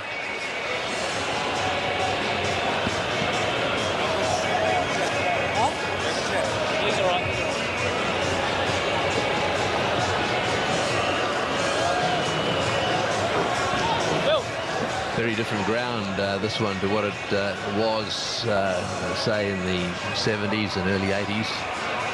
It basically used to exist of, or consist of a lot of oak trees, not nearly as many stands, and the stands weren't nearly as big.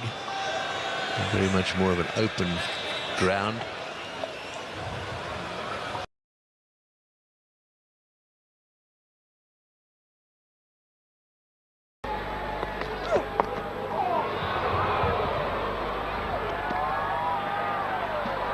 Well, that's gone to the boundary off the inside edge. And they'll take them all.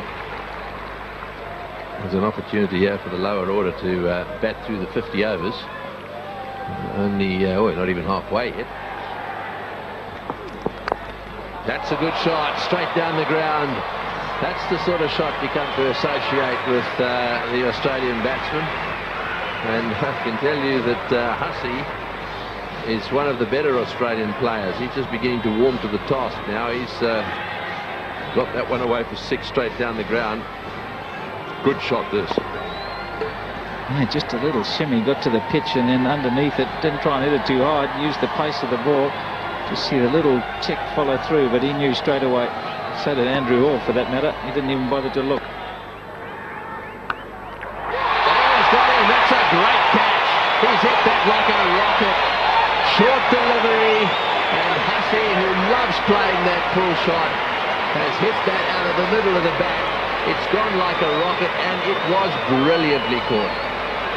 Fantastic bit of captaincy. I want to tell you that from ball 1, that man was moved to that position. Kemp was the man who took the catch. Justin Kemp, yes. And I'll tell you what, he was put there for this specific shot. Round the wicket, play the pull shot, and he's plucked it out of the air. Now, that is great bowling by Nell, great catching by Kemp, but also great captaincy by Smith. 57 for 6. So Brad Hogg is the new batsman. He's always chirpy, a bit of a smile on his face, typical sort of wrist spinner, I suppose. And slightly over-pitched that one straight away. And it's gone for 4. Yes, it's important from Peterson's point of view now that he has a good, tidy spell.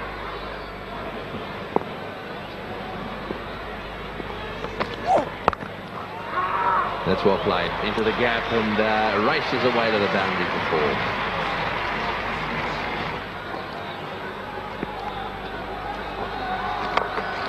Oh, he's going to go at that one. It's going to go just... No, he's catching. Oh, he's touching. He's touching, is he? Well, the question is he touching? He's coming in saying that he's caught it, so I think you can rest assured that Shaun Pollock was about 3 or 4 inches, perhaps even less, from the rope. Had he been touching it, of course, I'm sure he would have said not out. Everything going right for the South Africans. Every move that Smith makes pays dividends. There's Shaun Pollock positioning himself beautifully, just checking, just to make sure that he hadn't trapped on the rope. Hogg gone. 70 for 7.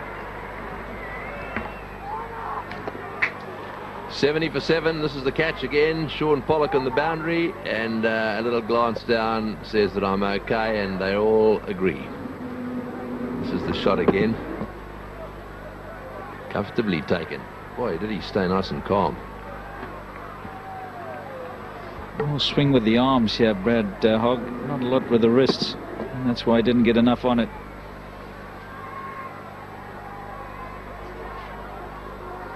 Yeah, he's fine.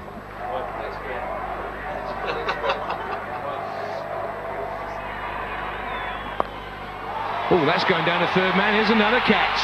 There you go. 8 down. Never finished the sentence.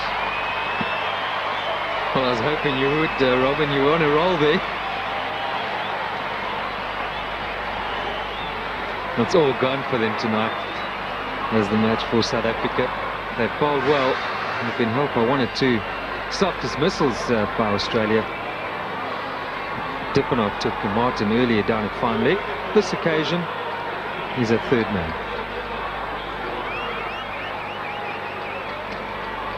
Australia now 71. Who would ever believe it, for 8.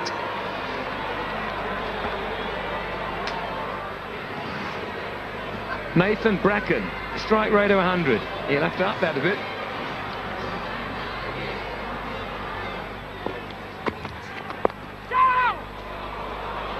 Oh, that's beautifully picked up by Bracken. A shot of a top order batsman. Mackay Ntini going for the killer punch. Just erring, going a bit too straight there.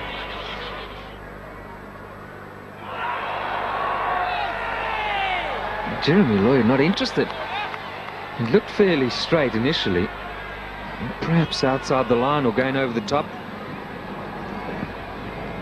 Comfortably so, good decision. There's the Hawkeye on it. High, and as Darrell indicated, maybe hit him just outside the line. Well, that should be gone. Mackay Ntini has picked up his fifth. Brilliant stuff. It's only a question of time. Nathan Bracken departs, and he is going to receive a great congratulations from his teammates. What a superb performance. 5 for 21, now in 9. Fuller delivery, going straight on, and the easiest of catches to Boucher. It equals the best figures for a South African with Mickey Boye, also 5 for 21, and didn't he deserve that 5? But Bracken gone for 10, 86 for 9.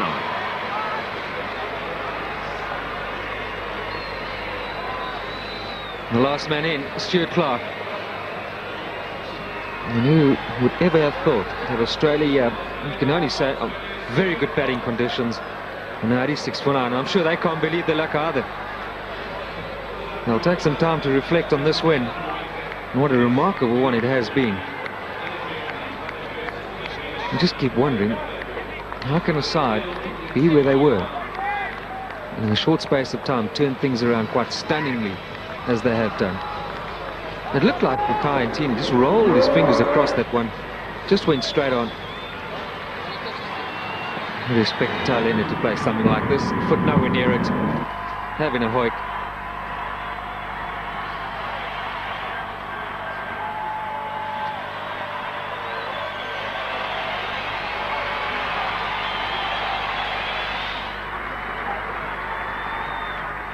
Wait, there it is, that's all 6, that's 6. That's 6. Done and dusted. And man of the match. The best figures ever for a South African bowler in one-day internationals. 6 wickets in 10 overs, or 9 and a bit overs, and he's beaten the great Alan Donald. And I always say that, Alan Donald, who's 6 for 23, was the best before this. 6 for 22 in Ntini, and the game has been an obliteration. Well played, South Africa. Who would ever have thought such a convincing victory against Australia of all countries? One of the most convincing in recent times in South African cricket history. Australia all out.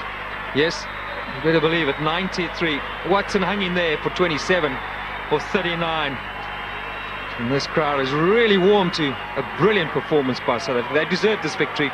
Australia may claim that it wasn't quite their day, but they were simply outplayed from ball 1. And hasn't this crowd been treated to a match which they won't see too often? leading side in world cricket. Well beaten, convincingly beaten. And Michael will be with us shortly, but for now, it's Mackay and Tini. They'll talk about this for a very long time to come, and he'll be clapped off not only by his teammates, but by this crowd as well. A great performance, controlled aggression, perfect in line and length. Hang on to that ball, Mackay. Don't let it go. Bowled out in 34.5 overs, Australia. Look at that, Brett Lee, brilliant sportsman. He really is, one over, and fellow fast bowler. And congratulated Mackay and Tini. What a wonderful night it's been for South African cricket, and for this capacity crowd here at Newlands. Some might be disappointed that it's over a little early. I don't think very many will. Victory over Australia, and a crashing one at that. He played his part as well.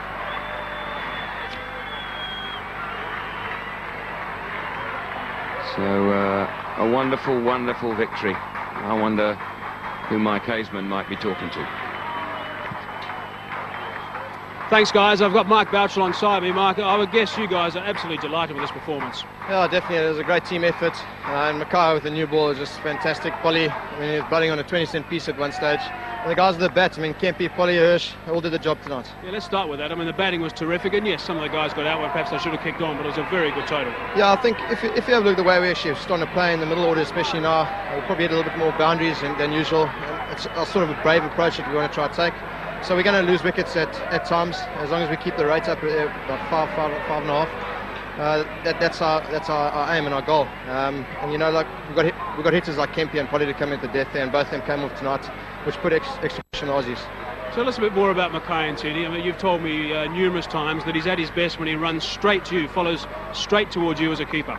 No, definitely.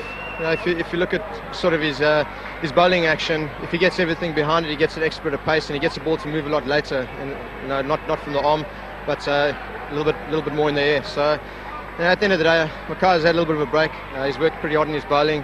He started off a little bit rough in Johannesburg at the Pro 20, but it all came together tonight, so I'm very happy for him. What about the track? Was it doing a bit more under lights? We actually thought 250, 260 at one stage was the target that we were looking for.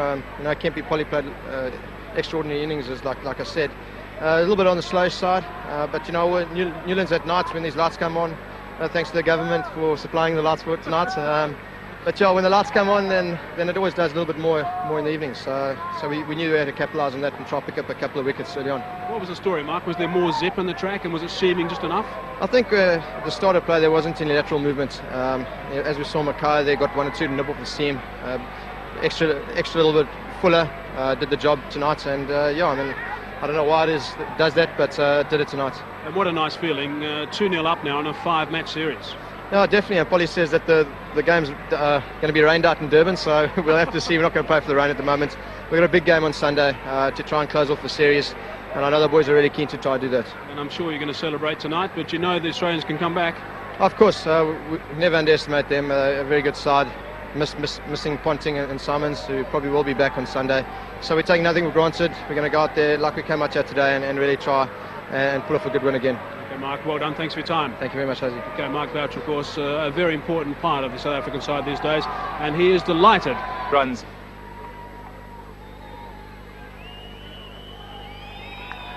Guys have come out and not win. 80% of the time, teams batting second don't win. But I don't know. South Africa needs a very good start with the ball, like they did for the first time at Centurion. They showed that they actually knocked back the Australians. They got them into trouble, 20-odd for 3. They need to do that right now. Key question: can they do it? Well, I think this man gets off to a very good start. It's going to be hard to stop. There's a possibility, but I think South Africa might just sneak it here. Well, action ready. Let's go to our commentators. And there's one of the danger men, Adam Gilchrist. As Simon Catchett also comes into picture, 35 matches to him, averaging 35, and with a century and 8 50s. So no mug with the bat. His strike rate just on 70. It was very interesting listening to Alan Donald just now talking about the phenomenon of 77% of sides batting first win matches, day-night matches at Newlands, and it was also worth listening to Justin Kemp when Mike Hazelman spoke to him just after he'd come off the field, and he merely said, it's not over yet by a long way. We're playing Australia, and they have a huge batting lineup. No run off the first ball. And if there is a batting lineup in the world that can take this total on, it's the Australian one. South Africa, no big total, but everyone in the mix.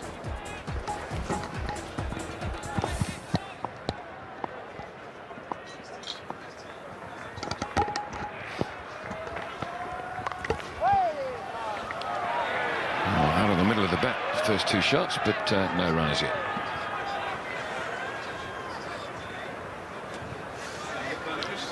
The partnerships from South Africa, 80 there between Gibbs and Boucher, 62 Kemp and Pollock.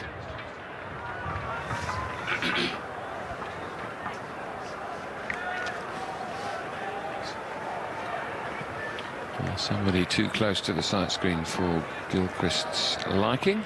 All settled down now.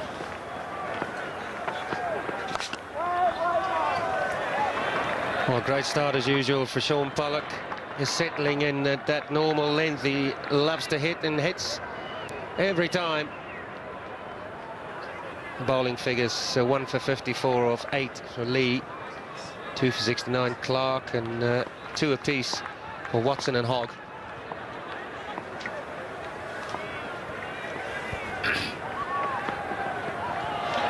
And playing a miss. What's so remarkable about Sean Pollock, Alan, and you played an awful lot of cricket with him, is how quickly he just lands in the right place. It doesn't take him an over. It takes him, well, it doesn't take him more than one ball, does it? Special bowler, very special bowler, and he stood up in Australia. He really did.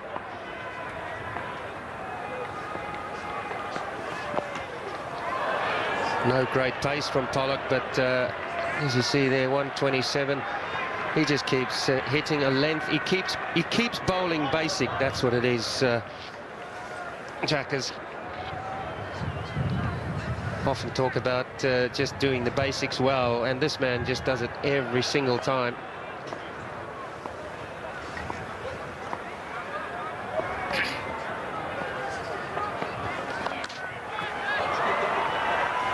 Should only be one. And it's one off the first over without loss.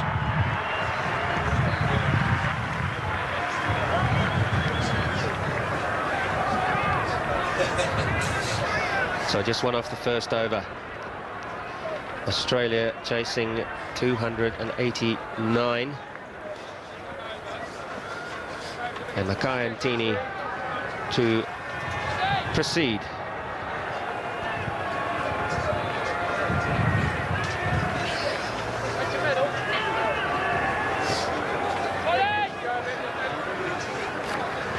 Graham Smith just marshalling his troops. He'll be very happy with the total, but very wary as well. He'll want the instructions in the dressing room to his bowlers will have been, guys, we cannot allow a flying start. We have to restrict them. If we can't knock wickets back, which is the real bonus, if we can't do that, we've got to restrict them to 4 and over in the first 10, 15, and not allow them to race away. Well, the thing, Jack, is that South Africa clearly did well since they come back from Australia, and that was missing. It was the combination of Pollock and Ntini. They soon at Supersport Park put the Aussies on the back foot, had them 3 down, and they struggled somewhat to recover. So it's important that that white cherry, that brand new cherry that Mackay and Tini's got there, that they get early wickets.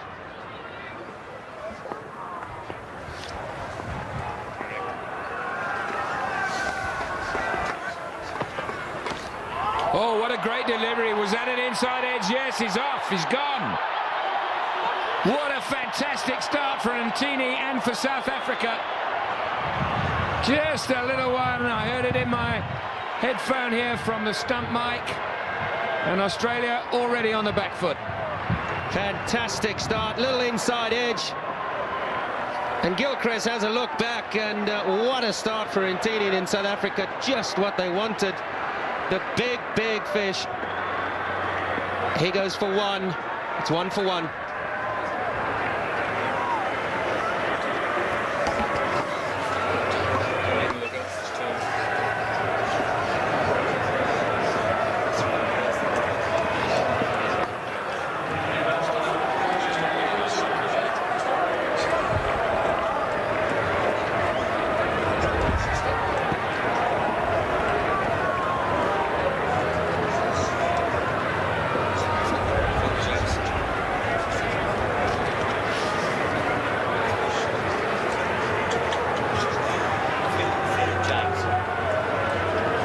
Australia 1 for 1. Phil Jakes, forgotten man of Australian cricket as far as I'm concerned anyway. Had a game, got 94, and haven't heard of him since. And he didn't even come over with the original squad.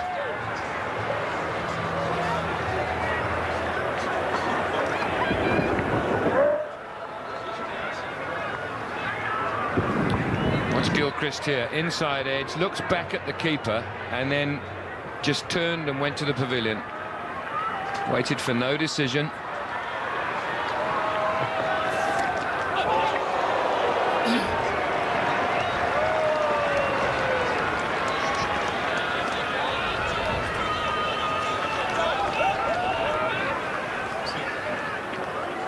Well, here it is again.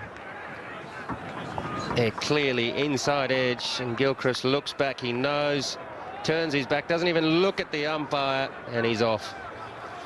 That's good stuff. Interesting thing too, that was a Boucher hold-up. Now normally when Boucher's convinced the batsman's nicked it, he throws it 30 feet in the air.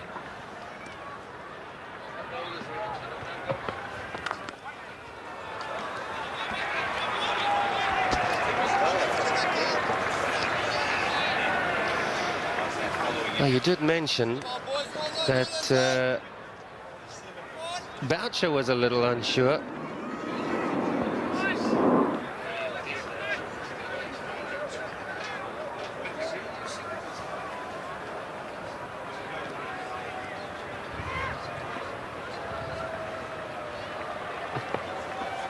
Just come back to that great line from Intini. Something that South Africa has lacked in Australia was this man's discipline and a bit of extra pace and accuracy.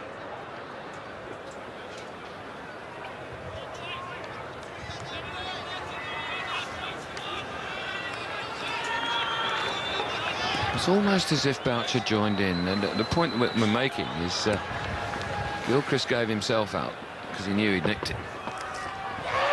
12 seconds left, 2 down. Wow, what a start for Intini. As Alan Donald has said, he's got his line absolutely right. First over, and it's telling. Well, first ball, he was right on the money.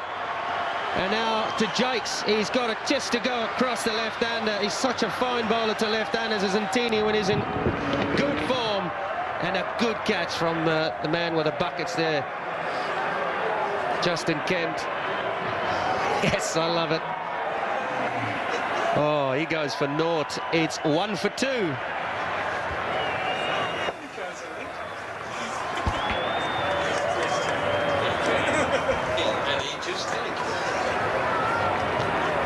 think that's wonderful.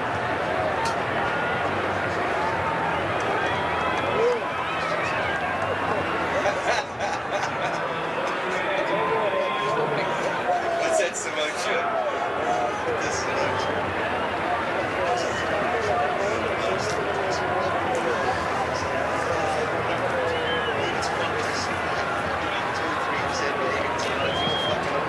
Justin Kemp, the catcher at second slip. Intini, the bowler.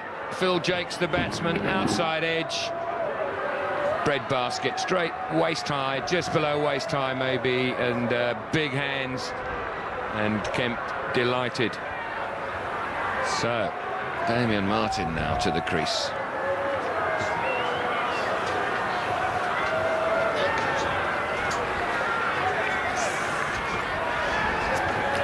record. 197 matches, nearly 5,000 runs. Just needs 25, in fact, to get to there. 500s, 33.50. Strike rate is 78, and an average of 40. What a start that is for Mackay-Ntini. Goodness me. Absolutely everything on the money. Here he goes.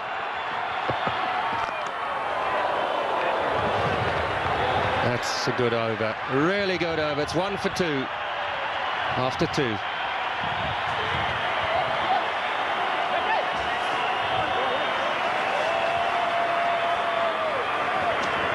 Let's have another look.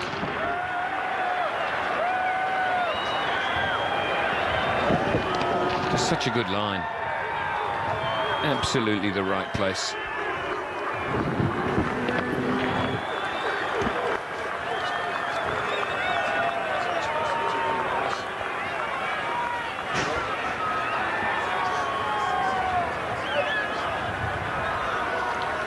Well, that's the kind of start that you want from one of your senior strike bowlers. He has answered it.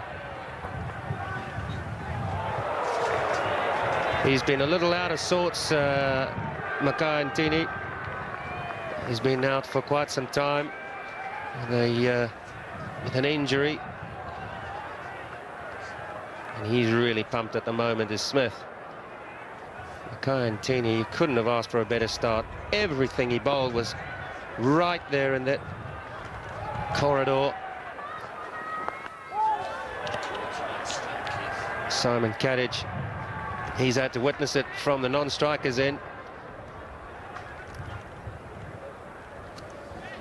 Already, Australia need 289 to win from 286 balls. So it's over 6 and over. This early. Hard ask.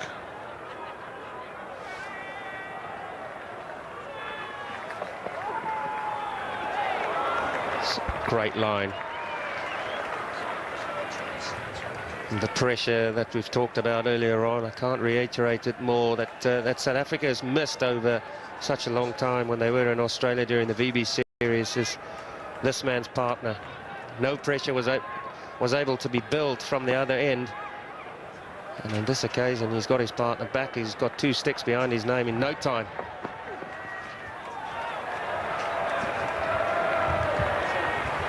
Extra bounce. The new ball will carry nicely to the keeper.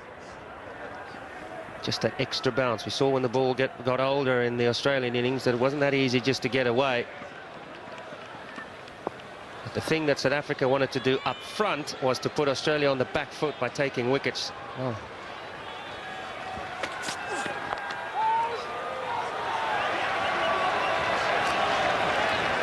They've just done that. And restricted runs at the same time. A double whammy. There's been a lot of talk about injuries and this sort of thing. South Africa missing key players in the VB series. Australia missing key players here now. South Africa must capitalise on that. Hurt Australia while they're not at full strength. Still 1 for 2.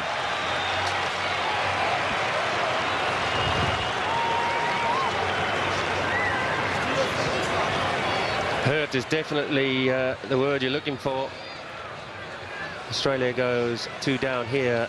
You're going to see the real qualities of their fighting ability, that's for sure. Look at that. Ntini twice on that scorecard.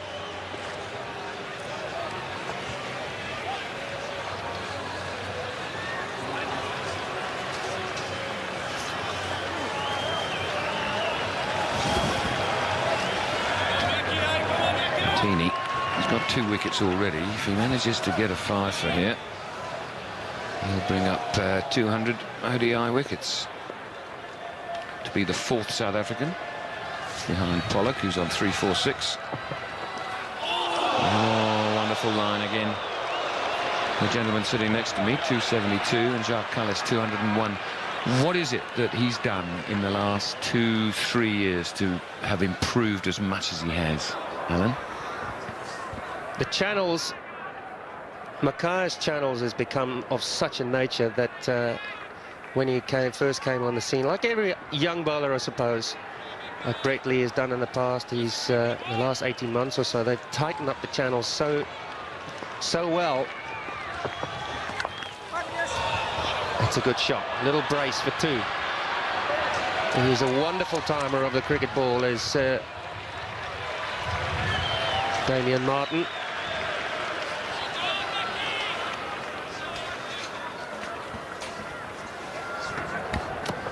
Well, these are the channels that Alan Donald's talking about, and they become successful. No reaction from the bowler there, little from the keeper when Gilchrist gave himself out. Interesting. No doubt about that one, though. It went to second slip.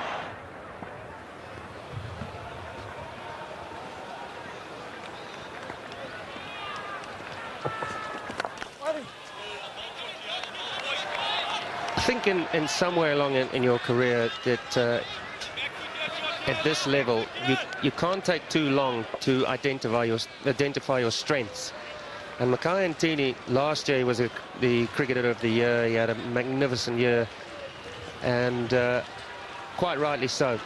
And when he's on form, he's as good as any in the world today, Jackers, especially to left-handers. He's awesome to left-handers. Oh, fantastic, fantastic. That's what it means. That's how much it lifts the team. 2 wickets up front. Fantastic fielding this. It's a wonderful shot too for Damien Martin. A.B. de Villiers up, and he's quickly into position to throw. Well pumped. And well backed up by Andrew Hall at mid-on, who then slickly threw it into the keeper. Where they got a man there for that. There's some homework been done here on Damien Martin. There's a man, and you couldn't call him forward short leg because he's just behind square and he's hardly that close to the bat.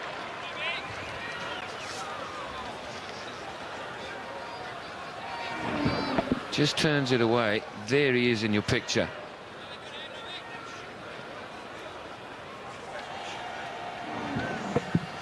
And that is just for Damien Martin, because he plays that ball off his hip beautifully, I might add. But it's worth early on. Who knows? Might knock it straight into his midriff. That's the length. It's 5 for 2. To come, Clark, Hussey, Watson, Hogg, and then Lee, whose batting's improved leaps and bounds in the last 12 months or so. But South Africa are electric out there at the moment. It's got to stay like that until the last ball's bowled, no matter what the score is. Easiest thing in the world is to have a side on the back foot and then get complacent.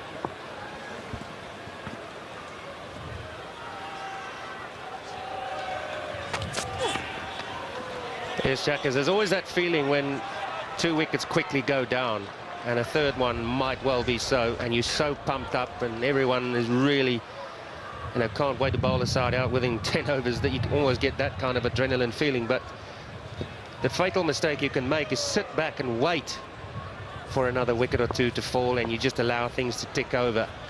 Right now, Graham Smith must have his foot firmly down. And he must keep it that way, and the intensity in the field needs to be, as you say, right up from now until the last ball is bowled. And the other bowlers, Alan, everyone who runs into bowl now must do the job that he would normally do if wickets hadn't fallen, if you get what I'm saying. Don't get carried away and start now experimenting to get another wicket and another wicket. That'll happen by applying pressure. They need 6.2 and over already. That'll pop it out another fraction. Not much, yeah, 6.29. But it's so easy when you've got a side you feel beaten, that then you do things that you wouldn't normally do, and it's suddenly a partnership gets going, it slides away from you. Dead right. And your next bowler has already got to start. Your first change and your second change bowlers, they've got to start thinking about preparing themselves mentally for their spells. Oh, it's a close leave. That is a very close leave indeed. Katic a bit of late sort of nip off the pitch. Well, I suppose it's a good leave anyway. Close enough. It's one of the better seam positions I've seen from Pollock. He's always got a little bit of a wobble on the seam. That time it was going through the air like a razor blade, absolutely upright.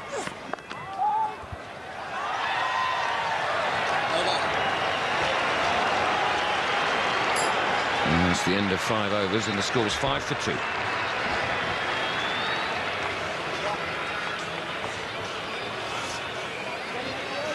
Sun just setting here in Cape Town, and well, what a start for South Africa.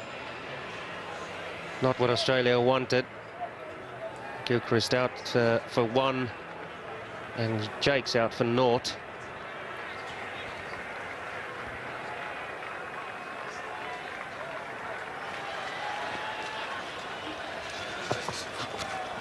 Playing a miss. Ntini is bowling so beautifully. Well, both these bowlers are. Ntini happens to have taken the wickets. Good pace here, good carry. Well, it's the length, isn't it, to Martin? Look how far he sits back with those both feet back in the crease. No real foot movement from Damien Martin. A bit of a smile there, he knows. A bit fuller is the key area here. Hooked up in the air, there's a man under it. Is this 3 down? Yes, it is. And Ntini takes his 3rd. Martin goes. Australia in all sorts of trouble. Did I say fuller, Jackers? Good short ball. He has got everything right, Mackay Ntini. He hasn't missed the length. He hasn't missed his areas at all. Great smile from Mickey Arthur. The South Africans are pumped up. 3 down now. It's a good bouncer. It's high, it's outside the right shoulder, and it can only go one way, and that's up. And Butta Dippenaar takes a fine catch. 3 for Mackay Ntini. Damien Martin, he goes for 4. It's 5 for 3.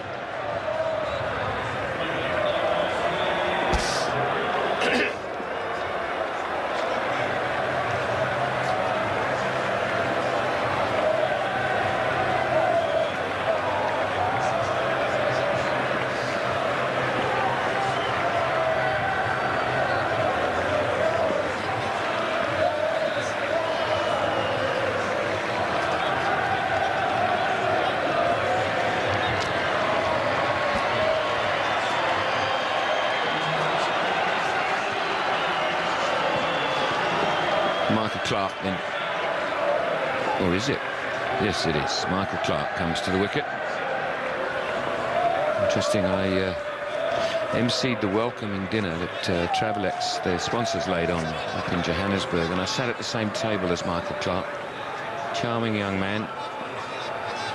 And he's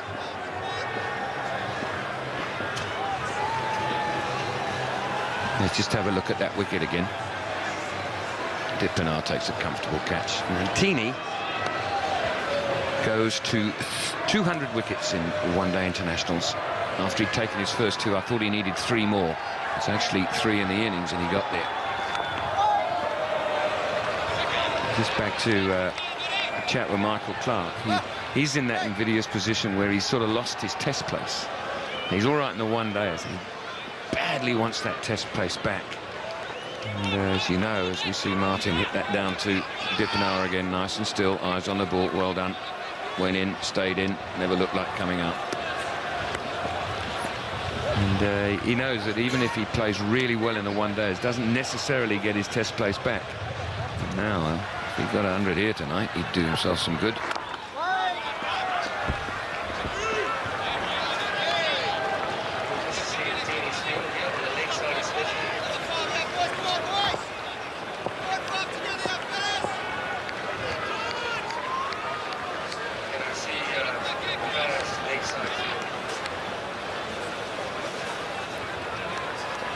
You talk about when Makayantini gets his length right and the shape. You look at that. Graham Smith, Graham Smith, when he gets that sort of shape across the left-hander, that's when you take the man out from square leg. Not that he's had him in, but it's just about the perfect shape. You don't want to be hit leg